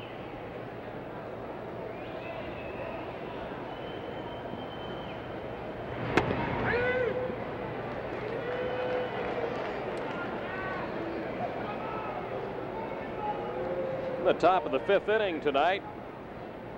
Toronto and the Brewers 1-1 at Toronto. We don't have the opportunity tonight to pass on too many scores to you because there's been a technical problem receiving the scores, not just here in our booth, but throughout the press level here at the stadium. Nobody's receiving the out-of-town scores.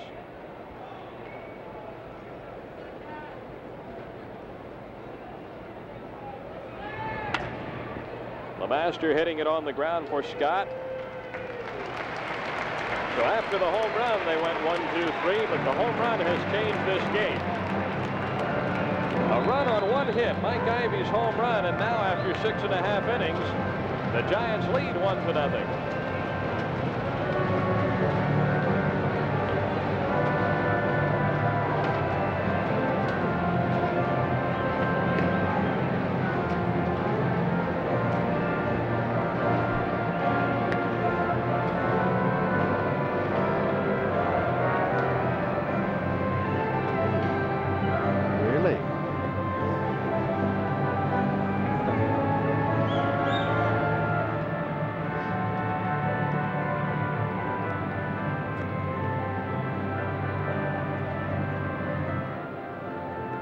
Hi, everybody. Back here at the stadium. I just mentioned the shutouts, Duke. There have been 11 pitched, 5 of them, of course, by Steve Rogers, who leads the National League in that department. Expos only blanked 4 times. We pointed out how the Giants are a run-scoring machine. So are the Expos. Either one of these clubs tough to hold down. I'm surprised we have a 1-0 game. Well, I am too, and especially with the left-hander pitching for the San Francisco Giants tonight in Curtis, but he has the control tonight, and the Expos are seeing a left-hander for one of the rare times in the last month, and they're overswinging. They're seeing the ball so good that they're overswinging and lunging at the ball, and that's why they're not hitting the ball. They're not waiting for it to come to them and then popping it. Okay, here we go back to the action now. Tony Perez, the hitter, 0 for 2.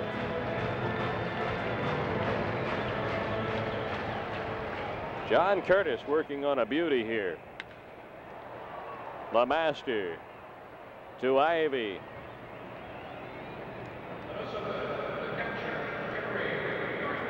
Gary Carter coming up.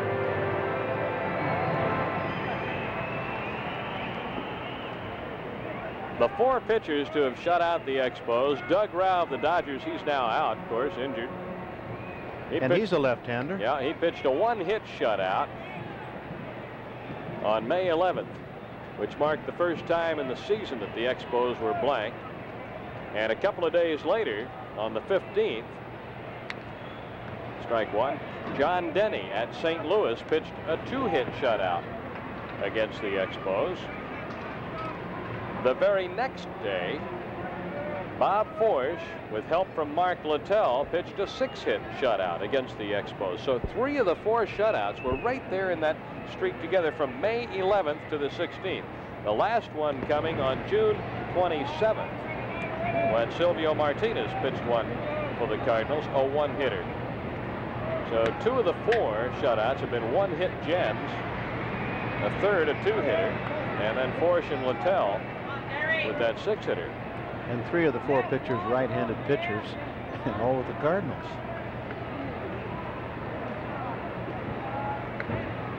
One pitch.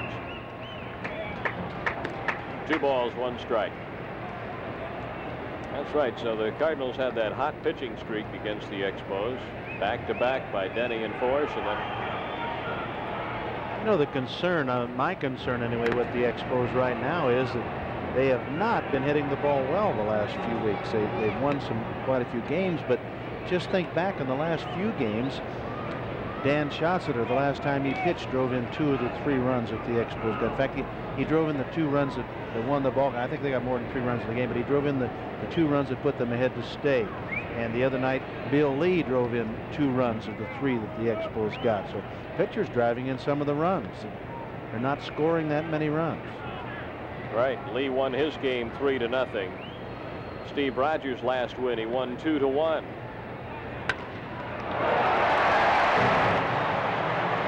Base hit for Gary Carter. Hit number 2 off Curtis. Coming here with 1 out in the 7th, and that's going to bring Ellis Valentine up. And you see what Gary did that time. He made the ball come to him. He's been trying to pull one out of the park, and he made the ball come to him that time and drilled it back through the middle. That's what you have to do against a pitcher like Curtis. He makes his living, makes his bread and butter on guys trying to pull the ball off him. If he makes a mistake inside, then pull it. So here's Valentine, who has popped up twice, once in foul territory to Ivy and once to the shortstop LeMaster. 0-1.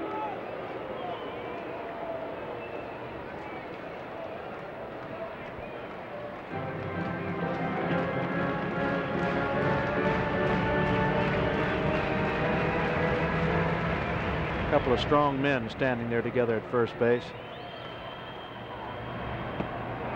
Ellis out in front again, as you pointed out a few moments ago. Curtis having the Expos out in front and off balance. John Curtis, originally selected by Cleveland in June of 1966. Turned them down, went on to college. While in college, pitched in the Pan Am Games for the U.S. Valentine out of there, and Curtis really fooled Ellie. Well, that's the way you have to pitch, Ellie. You've got to show him the fastball, but throw him that off-speed breaking stuff. And Ellie, so anxious to hit, as quite a few of the young hitters throughout the National League are, and they'll chase pitches that aren't strikes. Larry Parrish steps in, has struck out and popped up. Base hit up the middle. Carter will take third. And again, with 2 outs, the Expos have runners at first and third.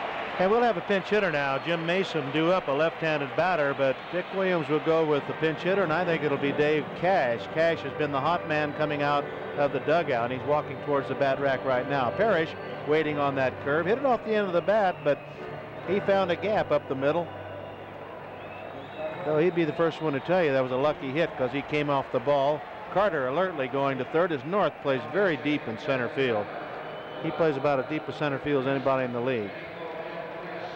It's going to be Dave Cash. Dick Williams going to the hot hand as far as pinch hitting is concerned. And Dave Cash will come up. And Cash will stay in the game, I think, and play second base. Rodney Scott will move over to shortstop as Spire's still not able to play. Cash has had 2 pinch hits in his last 3 pinch hit appearances. Both of them doubles, driving in runs. Got one here last night in the 9th inning, a double. It was a key hit of the Expos' comeback in the 9th, and they had to come back from a 7-5 deficit to tie the game and send it into extra innings. The Giants won in extra innings, 11-7. Cash as a pinch hitter is 5 for 13.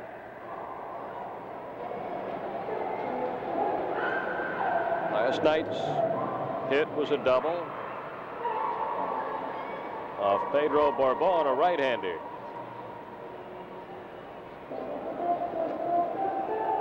Well, Bruce Fleming talking now with Larry Shepard.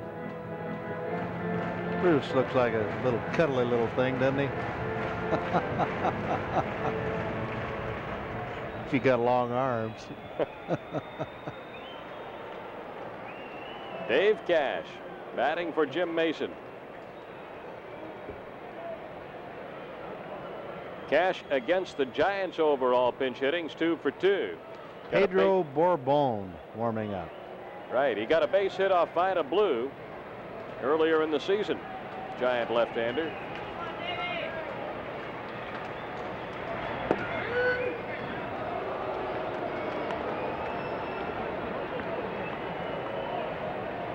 Parrish at first base, Carter at third base. Giants lead 1-0. Curtis trying to get out of this with 2 away. The pitch to Cash. Diving stop by Evans.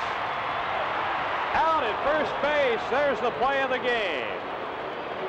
Darrell Evans making a play at third and bailing Curtis out of a jam. That would have tied the ball game up.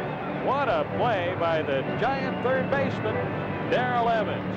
The Giants lead 1-0. Major League Baseball 79 will continue after station identification.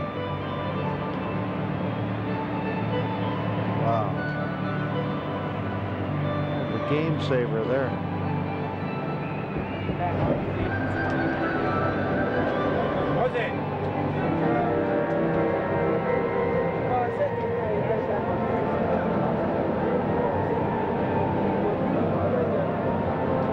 Cash at second.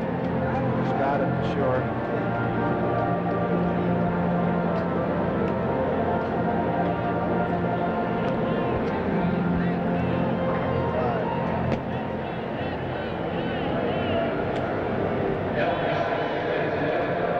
This Saturday Sports Weekend presents Pan Am Games coverage, Grand Circuit Week harness racing, and the British Grand Prix same-day coverage of that event. Join Ernie Afghani's for another exciting triple header on Sports Weekend this Saturday. And CBC's coverage of Canadian Football League action continues next Tuesday, July 17th. The Montreal Alouettes will meet the BC Lions at Empire Stadium in Vancouver. Enjoy CFL 79 next Tuesday night. Now we see the play now. And Cash, it takes quite a while to get out of the box, taking that full swing, but watch the third baseman. A diving play. Now you wonder how he can make that play and still throw Cash out, but watch. It's not even close at first base. Well, maybe we'll have another shot at it. It wasn't close. Take my word for it. Here's Dennis Littlejohn, the Giants catcher. He's 1 for 2. Giants lead 1-0. Shots that are missing. Ball 1. There's Cash in the game at second, and Rodney Scott is at short. Foul back, strike 1. Home run by Mike Ivey, standing up, and a great defensive play by the veteran Darrell Evans.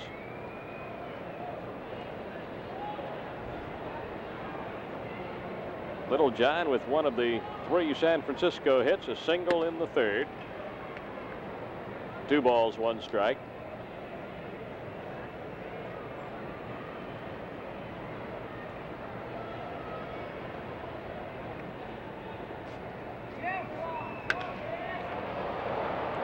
Center field, Dawson.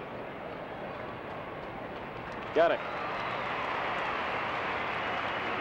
Tonight's paid attendance, 15,012, bringing the season total to 842,568 fans. 162,000 ahead of last year, and the club is averaging 22,800 a game.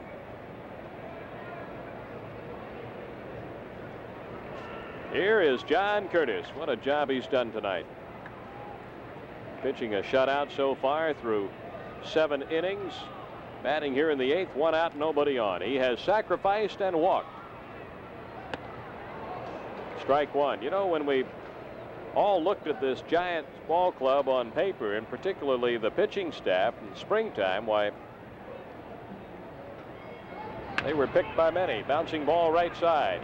Scott turns it over to Perez. 2 away. Vida Blue. Dave Cash, rather. Vida Blue, Ed Halicki, Bob Nepper, John Montefusco. People out of the bullpen like Gary Lavelle, Randy Moffett, John Curtis. and some young pitchers that are coming along, and on paper that looked like they had the pitching staff over there in the Western Division. The Dodger staff injured with the operation to Forster, the loss of Tommy John. Well, the Giants still think they have a chance. They don't think Houston's for real yet. They believe they've got a chance to catch them, and remains to be seen. Foul back by North. Strike one. 2 outs, nobody on, and Bill North up there.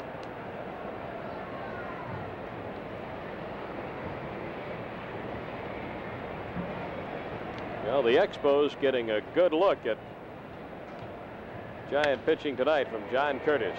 Oh, he's got them shut out. That's all for North.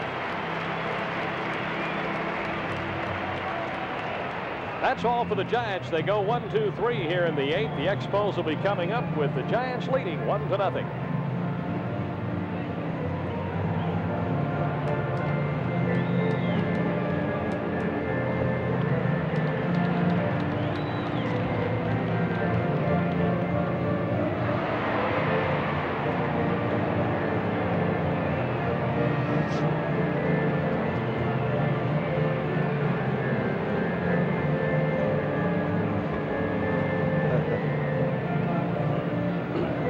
Yeah, we'll only have an hour to go. Warm up Gary Cooper and Teresa Wright. No more movies.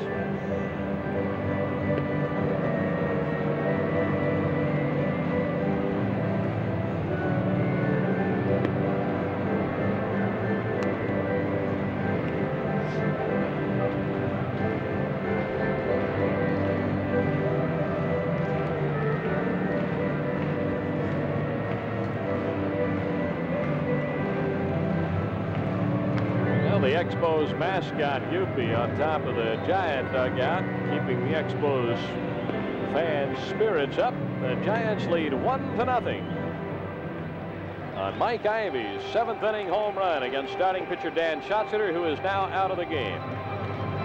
Ken Maka will bat for Schatzeder. Maka 1 for 5 as a pinch hitter, 0 for 1 against the Giants.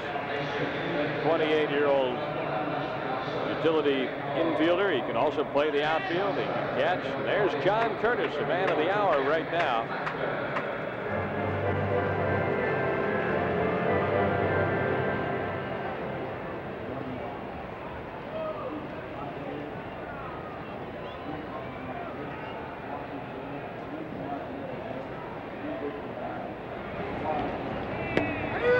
Strike called on Maka.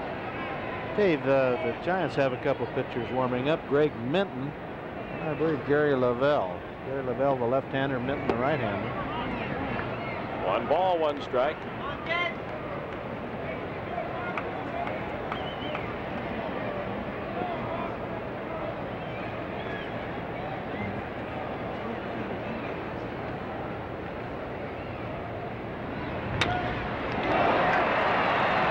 Second baseman Strain gets it over to Ivy. 1 away in the Expos 8th, and Warren Cromartie coming up. Monson again in the Montreal bullpen. He'll come on in the top of the 9th inning. And here's Cromartie, who has one of the 3 hits given up by Curtis. He got the first hit in the 3rd inning, and the Expos got 2 hits in the 7th inning, Carter and Parrish. And that great defensive play by Evans to rob Dave Cash of an RBI that would have tied the game up.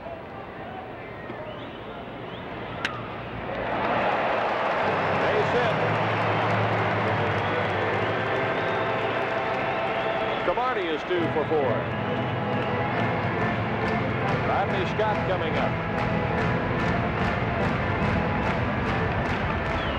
The Giants have a couple of men in the bullpen, right-hander and a left-hander, and 31-year-old John Curtis is going to be paid a visit by his manager, Joe Altobelli.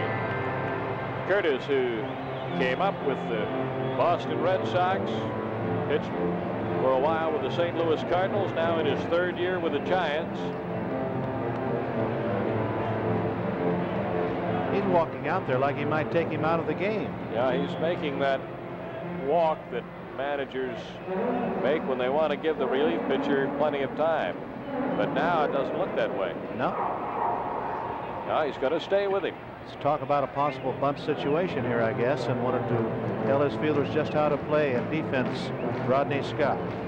There's Joe Altobelli, who for years managed in the Baltimore system. Got his chance in the majors with the Giants.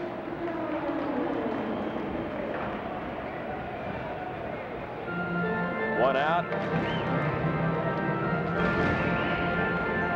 For Marty at first.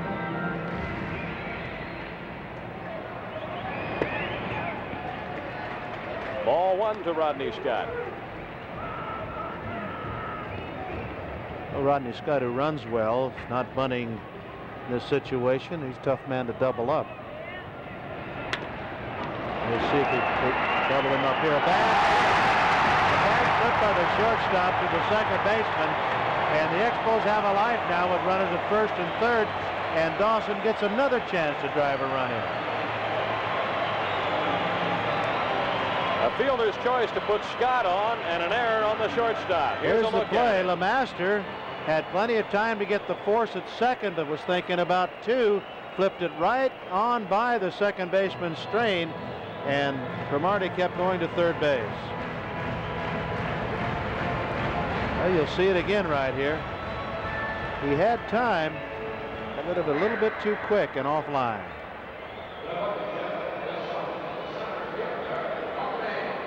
First and third, one out. The runner at third, Warren Cromartie, is a tying run.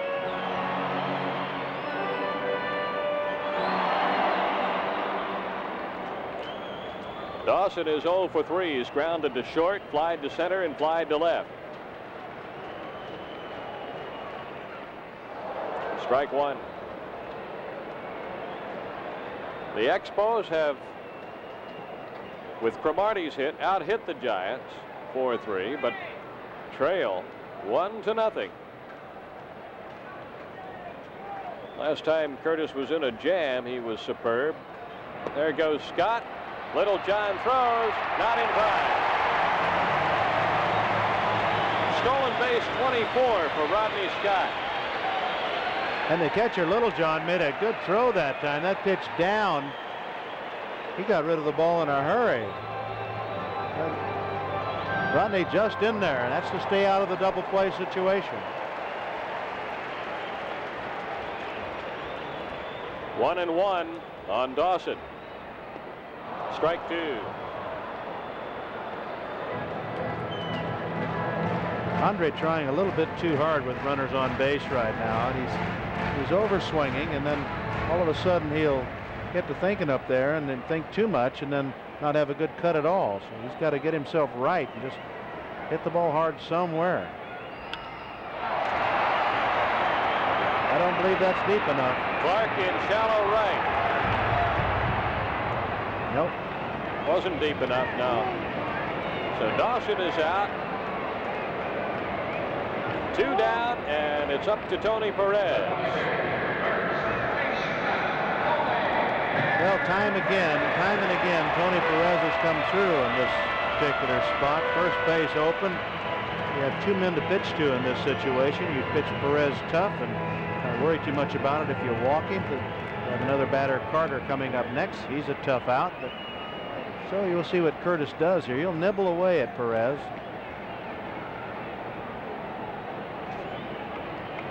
Perez hitless tonight in 3 trips. Look at Tony. Can't be any more serious than that, can you?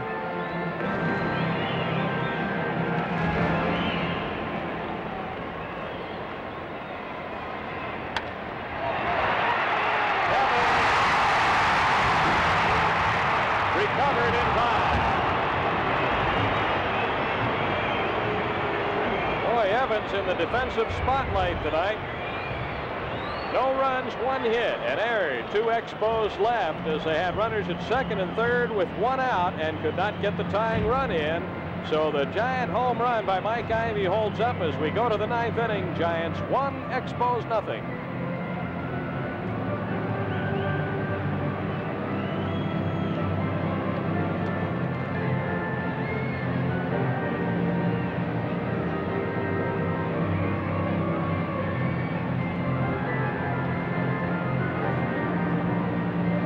Dawson's leaving a bunch on, isn't he?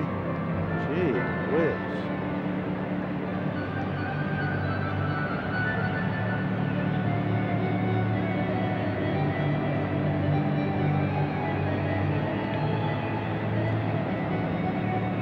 Well, there's the answer to tonight's quiz. Willie McCovey is also the only man ever to win Rookie of the Year, Most Valuable Player, and Comeback Player of the Year honors. He was Rookie in '59, MVP in '69, Comeback Player of the Year in '77. He played 11 games with Oakland in '76. That's his American League connection. Here's a look at that bobble by Evans, but he stayed with it and recovered in time to get Perez at first base. Well, a good stretch by Ivy. Just barely got Perez. Perez out of the box as quick as he could get out of there, but Tony not blessed with quite enough speed to beat that one out. Stan Bonson in the game for the Expos. Dan Johnson went 8 innings, gave up 1 run on 3 hits. He struck out 3 and walked a batter. Dave, I wonder how many of our viewers in the baseball quiz tonight were guessing Henry Aaron. I think he fit almost all of the requirements up until the very last one. That's right, Don. He, of course, is from Mobile, Alabama. He, too, played in both major leagues. A hammer with the Braves and the Brewers.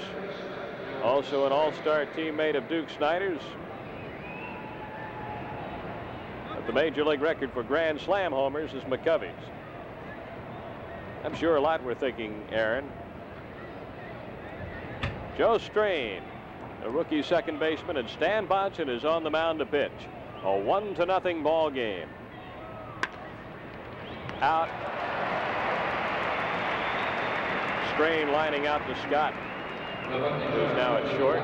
Moved over there in the last inning. We have to remember Brody Snyder usually is cute enough to pick somebody that's here in the ballpark. Usually in his quizzes, you have to take that into consideration. A couple of weeks from tonight when we televise, why, take that into consideration in the quiz, okay? All right, and he'll throw you a real curve. Yeah. Clark takes ball 1. Clark is 0 for 3 against Dan Schatzeder, now facing a right-handed pitcher, Bonson. Bonson, 34-year-old veteran. No decisions this year against the Giants.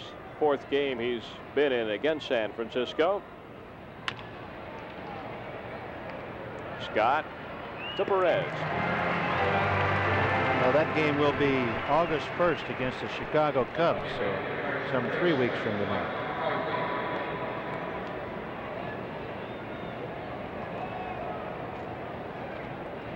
Here he is. He's strong. Look at those arms. Big legs.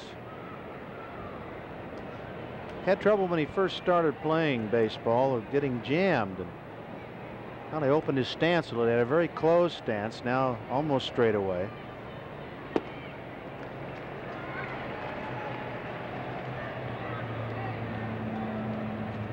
So you don't like to play close if you're a third baseman with Mike Ivy hitting. Parrish very deep.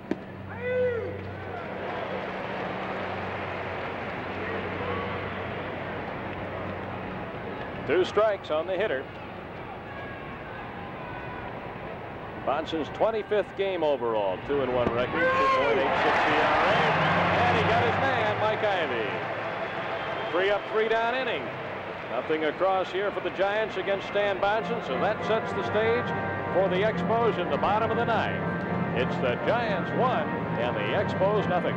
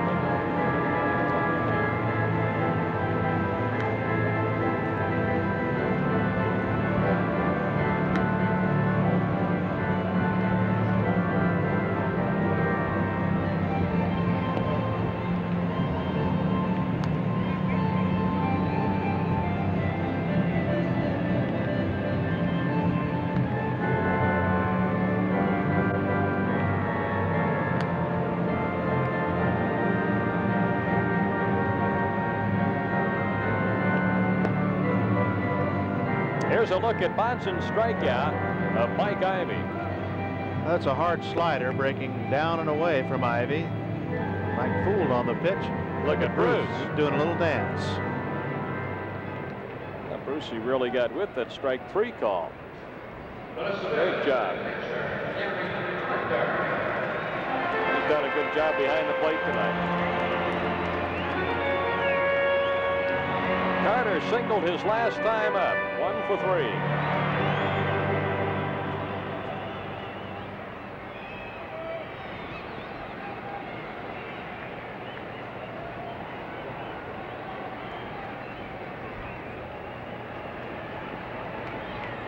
Curtis. And again, Evans at third. Making the play. He's taken some wicked shots there. 1 down in the 9th. The thing about the AstroTurf, the ball gets to you in a hurry, and if it doesn't hit a bad spot in the cutout in the third base area, why, you're okay. You won't get that bad hop, but that's what you have to worry about. Ball hitting a seam or a little speck of dirt and popping up on you. Valentine 0 for 3.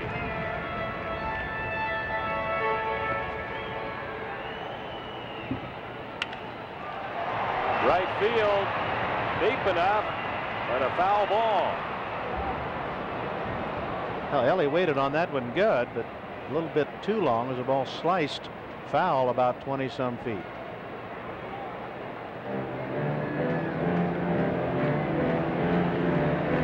Valentine has popped up twice and struck out once. John Curtis.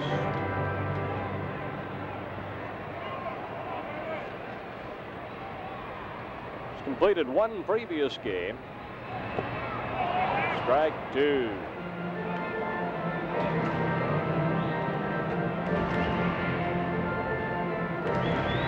There's a look.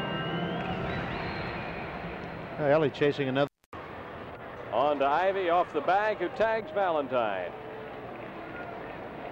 2 away in the 9th inning, and Larry Parrish will be the batter.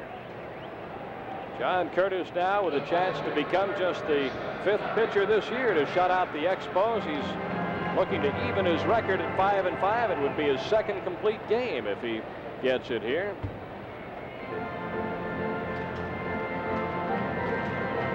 And it would be his first shutout of the season. It's just his 8th start. They've had several injuries on this Giant staff, and some of their healthy pitchers not going that well. It would be a big shot in the arm to get a performance like this from John Curtis.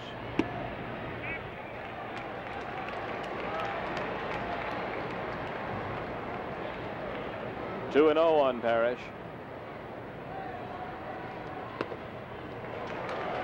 3-0. Parrish looking toward third to see if he's got the green light here.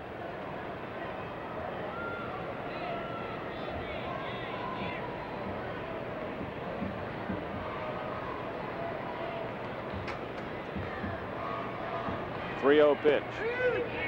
Hit the outside corner. 3-1.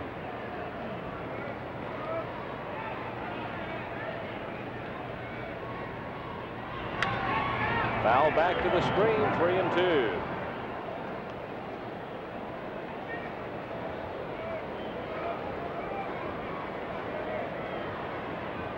Curtis trying to put this one away.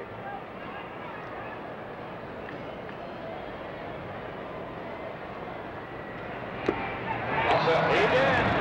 Struck Parrish out to end the ball game, and John Curtis pitched a dandy here tonight, a 4-hit shutout, as the Giants beat the Expos 1-0. So the Giants a happy ball club. They have made it 2 in a row over the Expos, and for the first time since the Reds swept a 3-game series from the Expos on June 8th, 9th, and 10th, the Expos will lose this series. The best they can do now is manage a win tomorrow night to salvage a game.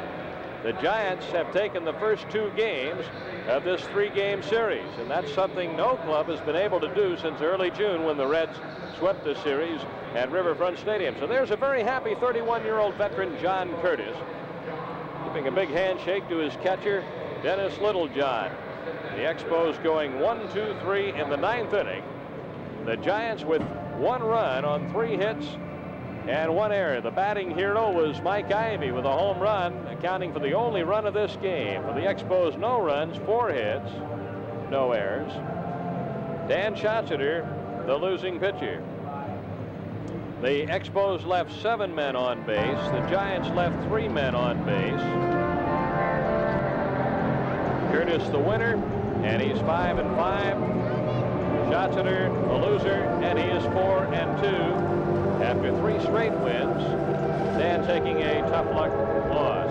1-0 Giants here. We're going to join Don Chevrier and Tony Kubek in Toronto, where the Blue Jays and the Brewers are engaged in their ball game.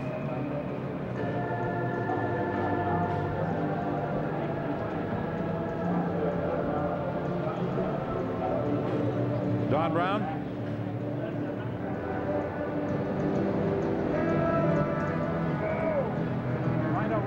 Hi, Mike.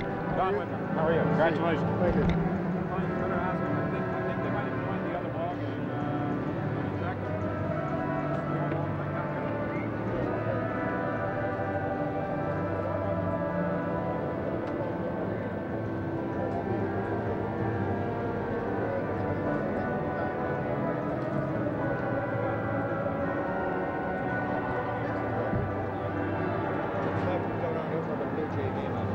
Okay, we're going to record it? Yeah. Put it on tape.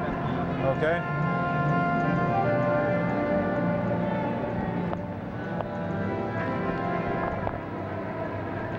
That's what, 12 dozen for the year now, eh? 12 or 13, I think. I don't know. I wish it'd all be like that one. There was no doubt about that. I got all that.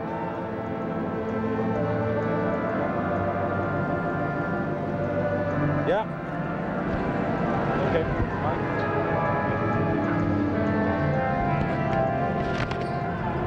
Okay.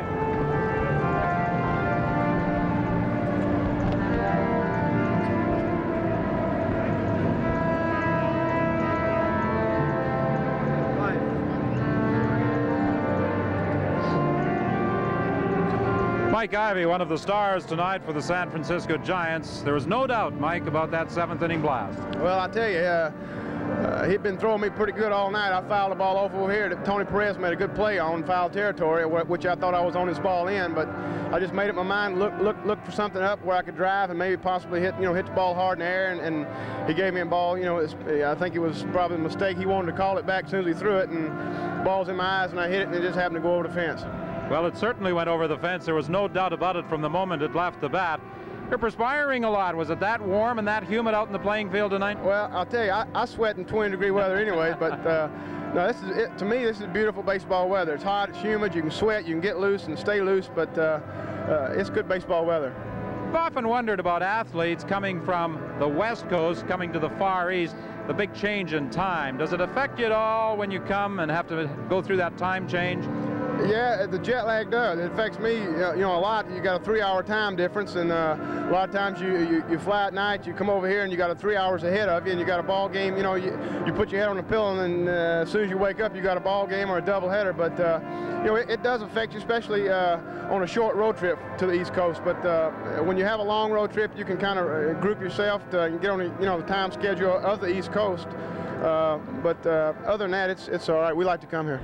Mike, the Giants are in chase of the Houston Ball Club, sitting in first place in the National League West. Do you still firmly believe that you can catch them?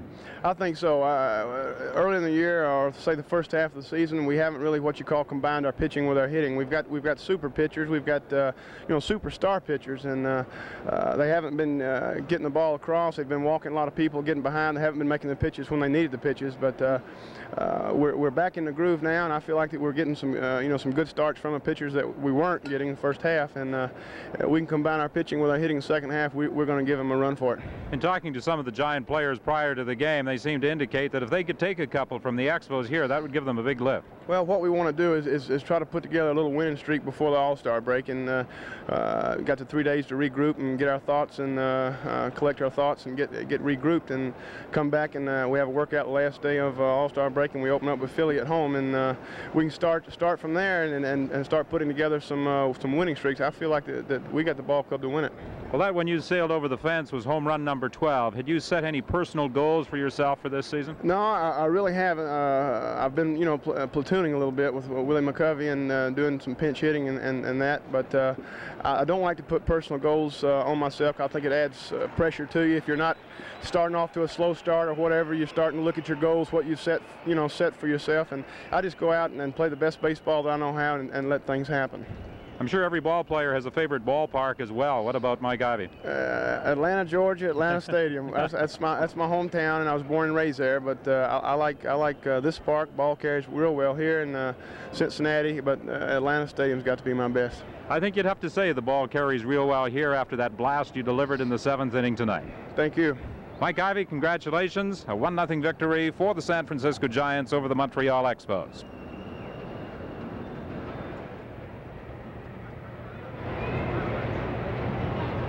Brownie, I've got Darrell Evans. I'll grab him. Yeah, I'll grab Darrell Evans in a minute.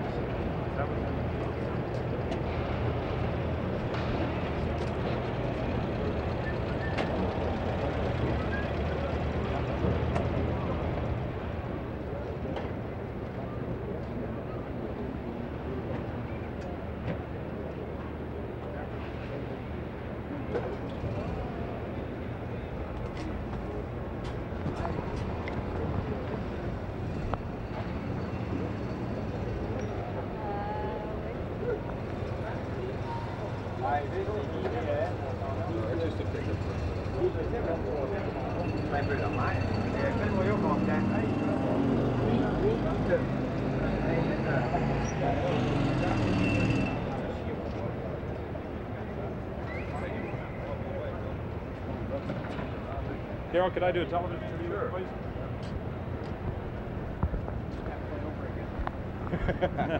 No, once is enough.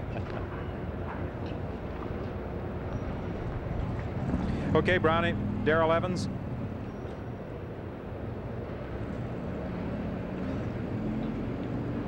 We've just switched to the other ball game over in Toronto, but we'll be throwing the interview in on a tape delay basis.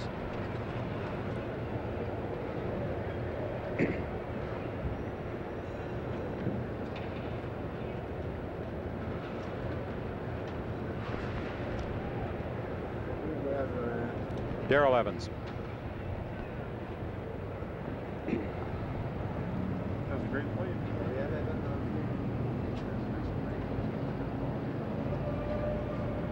Might to make many times, but I can't start that. In line with Toronto. Okay. Coming up.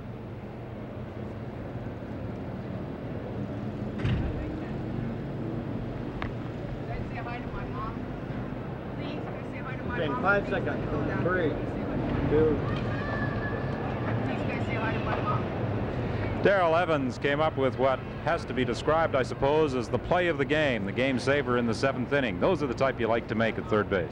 Well, certainly any time during the ball game, in any ball game, you like to make those plays, but it was an important play in this ball game, and I said on the radio that I was lucky. I was just trying to really knock the ball down, and the ball went into my pocket. I didn't really, bobble it at all. So as soon as that happens, it's just a reaction to get up and throw the ball.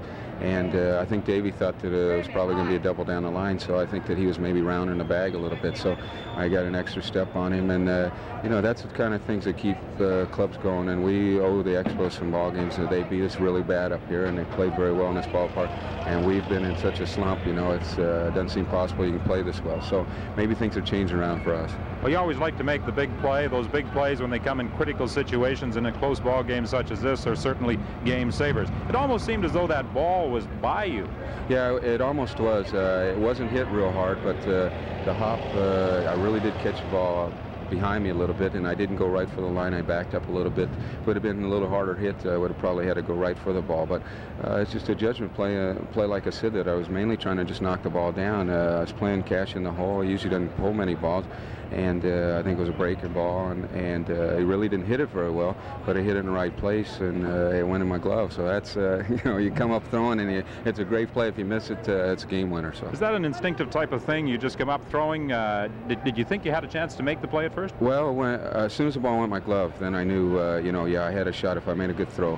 And, you know, it's an instinct thing, but it's also a thing that you work on a lot. And I'm not afraid of diving after balls. And I feel just as well getting a big hit or making defensive plays. So you made a couple of others in that ball game too. Well, you know, that's part of my job, and I have pride in my third base play, and I've made quite a few errors this year. But I feel like I can come up with the plays when we need them, and it's concentration. In ball games like that, it's very easy. When a guy's pitching so well, you're always on your toes, and it seems like in ball games 1-0, 2-1, 3-2, that there's always 2 or 3 great plays, simply because the pitcher's kept you in the ball game, and you're on your toes. You know that every ball hit's important. So sometimes it makes it easier, and sometimes you get just that extra little jump.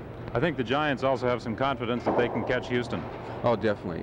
We just haven't played well. We've had so many injuries to our pitching staff, and John Curtis tonight has been fantastic for us, last 6 or 7 outs, and Phil Nastu also. So with Halecki, Montefusco, and still Moffat on the disabled list, they've got to get back in shape. And you looked at it coming out of spring training that we felt like, you know, it was going to be a year like last year where our pitching was going to do it for us. If we could score a few more runs. Now we're leading the league in runs scored, and you know, if we put the pitching from last year, the hitting with this year, we'd be way out in front. But we feel like the same way, Houston's in the same boat that we were last year, that they're way out in front, and they're looking behind them, and they're not really playing relaxed, and they're going into the All-Star break, and they're feeling like, well, we got to keep this lead going in the All-Star break. If we can chip away at 2 or 3 more games and get down to 7 or 8, then I think we're in real good shape. We were in the same position last year, and all of a sudden 2 teams went right by us. I think a lot of the fans may have been wondering about the trading of Madlock. What were the what was the reaction of the players? Well, I think that overall, you know, we felt like that we probably didn't get enough for him. You know, a 300 hitter, you seem like you should get a Seaver or somebody, a Suter, somebody in that caliber. But it was really a trade that we had Joe Strain in the minor leagues, so he was kind of part of that trade, where we had somebody that they felt they wanted to play, and that they felt was ready and that could take over Bill's job. And certainly he's a better defensive second baseman. He doesn't have to hit that 300. Not many people do. So it stabilized our infield a little bit, and Bill's gone. We have to play without him now, and certainly that's a big bat in the lineup. But Joe's played very well for us, and we may have gotten a prize in Ed Whitson. He didn't pitch. He was a little wild last night, but he pitched one real good ball game for us already. And we've got Pedro Barbon, too, who's capable of, you know, being one of our stoppers. So we've got some quality players in that trade, and we feel like shoring up our pitching staff, that we'll be fine. That trade's over with, and we gotta go from there. Okay, Darrell Evans, congratulations on a fine performance tonight, and good luck to the San Francisco Giants over the balance of the season. Thank you very much. Okay. The final score here, the San Francisco Giants won, the Montreal Expos no score. Now let's rejoin Don Chevrier and Tony Kubek.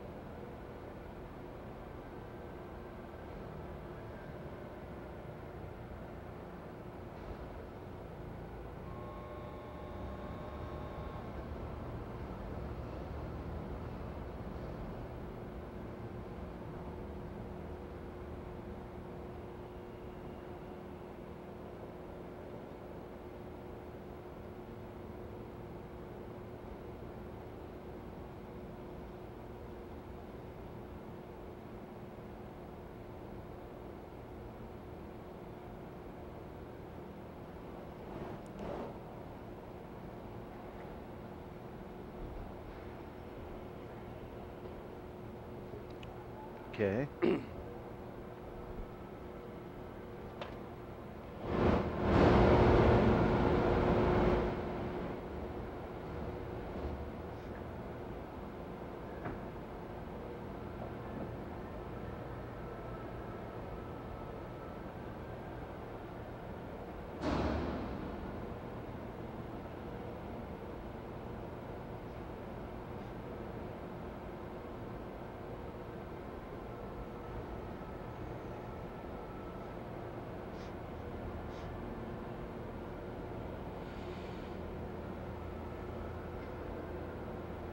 A little bit like Stargell. Mm-hmm.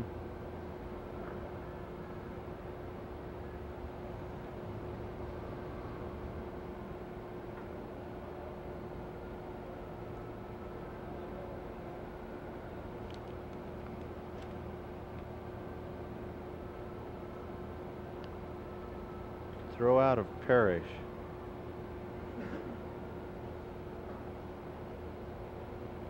Yeah. Yeah. Where did they throw him out at? Throwing out Parrish. They didn't throw where? Parrish out anywhere.